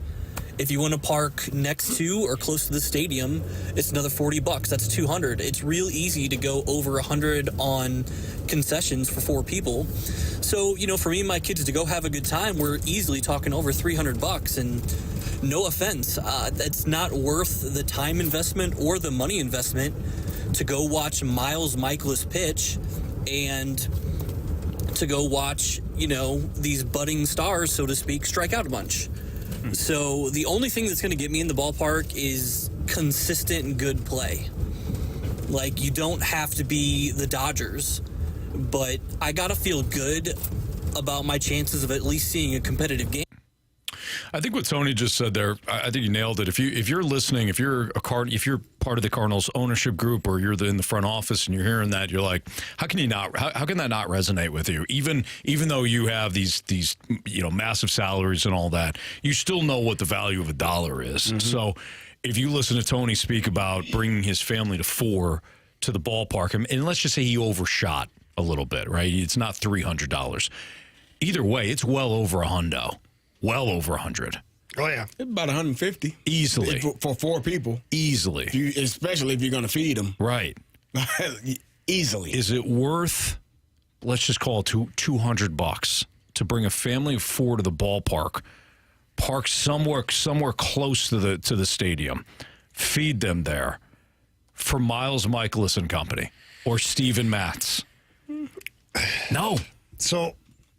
But if it's a young team, yeah, it might be a little bit different. I understand Tony's viewpoint. I'm not going back until they show more consistency. But I do think if it's a younger team and you know that it's a situation where you're watching the young guys grow, maybe it's not Miles Michaelis, maybe it's Michael McGreevy, you might be a little bit more inclined to go to the park. Yeah. So for me, there's two types of Cardinals fan. There's a Cardinals fan that loves to just get to the baseball park for the experience. They bring their kids because it's a great night out. It's not cheap. They're not giving it away, but it's a night out at the ballpark. The weather's beautiful. And they don't really, not that they don't care about the outcome. Mm-hmm. It's not the main thing. Yeah. Mm-hmm. And then there's the next level of fan that is very aware of the cost of the tickets and the concessions and the parking, and very invested in the team winning. Those are your 2 types of fans, in my opinion.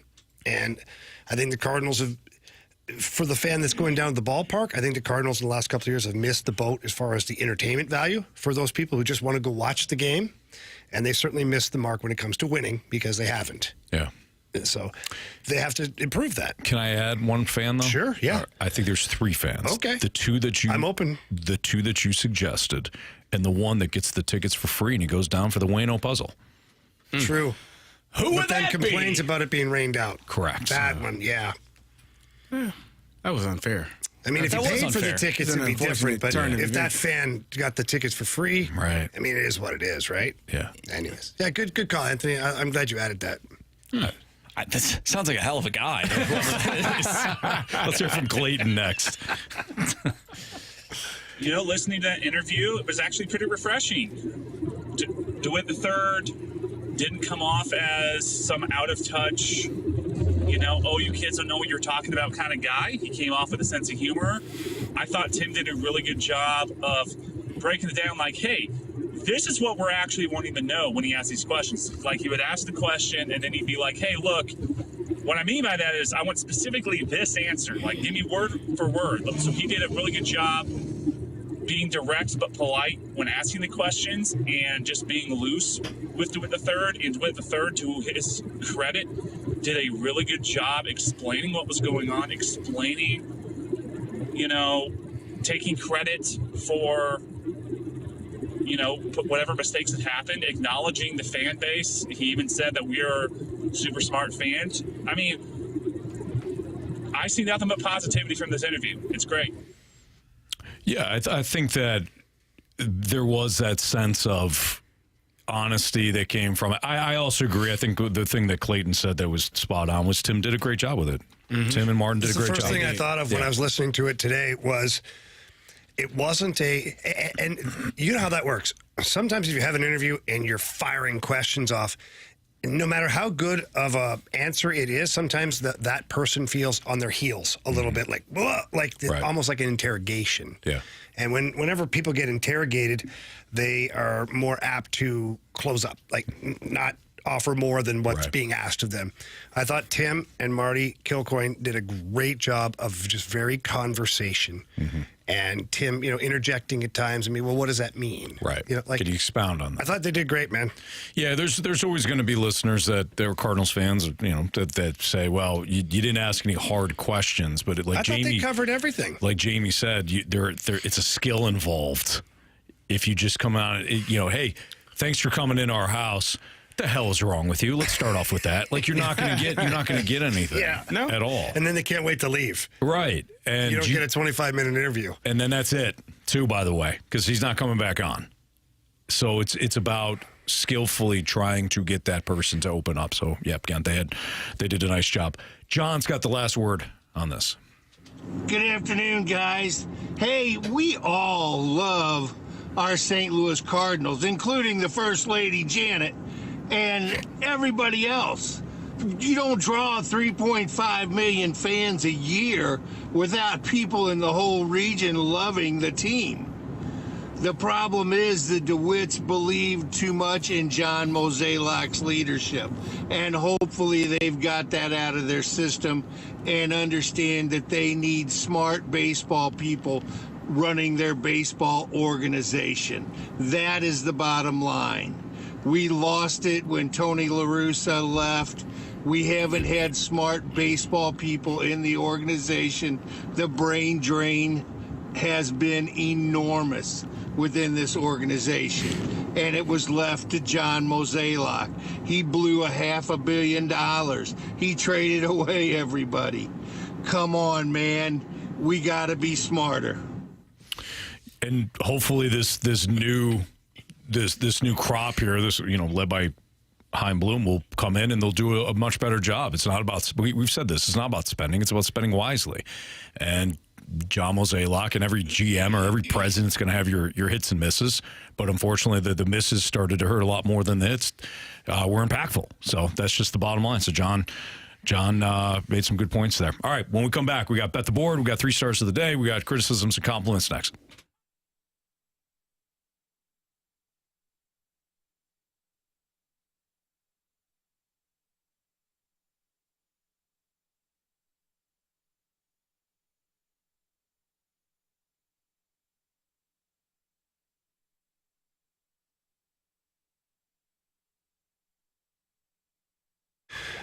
If you're looking for the best sports betting app out there, download Circa Sports Illinois. They've got it on their website, or you can find them in the App Store. And my guy, Derek Stevens, owner of Circa Casino in Las Vegas, met him in Detroit when I played there, and he always had a vision of creating the world's largest sports book. Well, he did it in Las Vegas, and now he's bringing that right to the palm of your hand with the Circa Sports Illinois app. It's like that old school Vegas feel to it. The tight money line splits. There's no betting limits. It's really unbelievable to get on there. And some of the plays that they have are great. Like the odds are fantastic. And I always stick to the NHL. Tonight, my play is the Vegas Golden Knights in Seattle to play the Kraken. They're sitting at minus 133 on the money line. For me, that's a no-brainer. I jump all over that. The app, by the way, is user-friendly, easy to download. If you have any problems, the customer service is actually a human being, not some robot or electronic thing that tries to help you through it. So please don't miss out on the action. Download and bet like a pro with the Circa Sports Illinois app today and join in on the excitement. If you or someone you know may have a problem with gambling, call 1-800-GAMBLER or text ILGAMB to 833-234.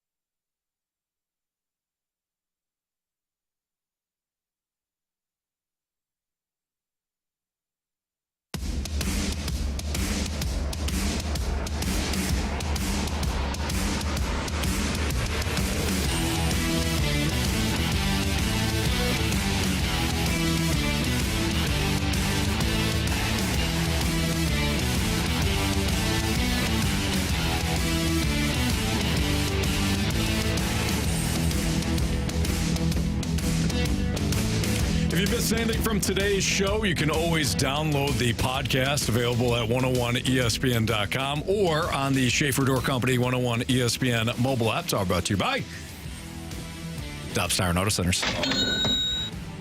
You all right, Carey? Yeah, I was laughing at a text. All right. You want me to read it? Yeah. It's the water boy. It's an early compliment. Great show today, but I really wish we could have heard CD's bold prediction for this Sunday. You know, I thought I was being real honest, too, by saying, listen, I missed it. I'll never do that again. I'll just keep the feet moving. All right.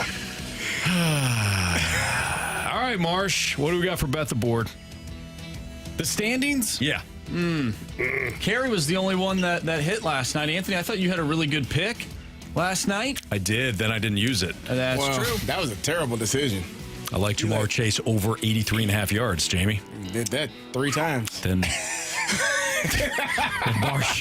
Marsh started talking about this secret website that he found. Not a secret at all.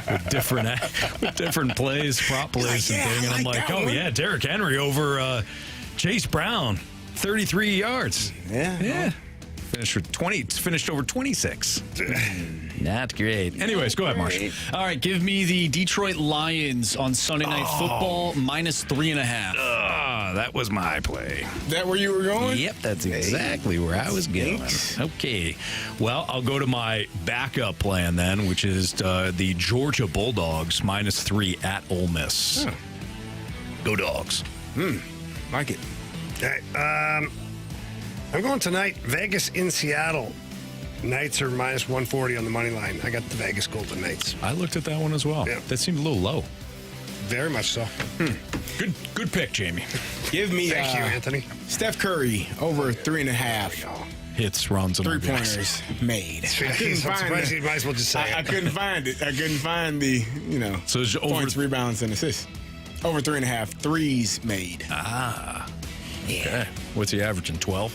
Yeah, seriously. About 4. Wait, let me see that. Minus 148. I don't listen. Trust but verify. I always do. Yeah, especially with me. Huh? Why is that, Jamie?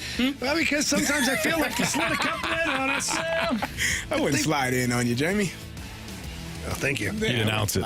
Yeah, I would let you know. I wouldn't cheat you. No, I know. Marsh, what do we got for criticisms and compliments? From the 618, earlier today, Jamie had a great breakdown of the forecheck, F1, F2, F3, FU. Anyways, right between the middle of the bench. Yeah. Yes. The 618 says, not going to lie, this is probably one of the single best hockey radio segments I have ever heard. Well done, Jamie. Thank you very much. We all got better because of that, honestly. Thank you. One of the few good segments we did today. We had more than a few. Yeah, we had 2. Anthony, earlier today, you said the San Francisco 49ers were part of the AFC West, and then Carey said, you know what? No. You said NFC. The 785 said Anthony said AFC. Don't let him off the hook. Shame him. LOL. After I called myself out. Okay. He can't win, Jamie. I thought you said NFC. Can't win. I'm actually pretty sure you said NFC. I thought I said AFC. I'm like, wait, I said AFC. Well, surprise. Somebody not listening during a segment. That never happens here. No, never does. Never does. I admitted it, too. Just flat out told him, no, I missed it. Yeah, we don't listen around here. Nah. From the 636, compliment. Thanks for a great week. Only peed twice, laughing so hard. Skull Vikings. Love Rick. Oh, wow. Let's go, Rick. Yeah, Rick. That's my bet the board guy. That's who you're fighting. Yeah, you're in the lead, Rick. You lose to the Jags, Marshy. That's terrible. Trevor Lawrence is not playing. There you go. So Mac Jones. The Jags got a chance. That's Jones. Right. No, we should. Mac Jones. Mac Jones. He's back. 16 for 24 for 116 yards. 106 yards. If the Vikings no touchdowns, lose 3 interceptions. I will be a miserable human being on Monday. I don't blame you. It's your wedding weekend. You should He's like, please stop it.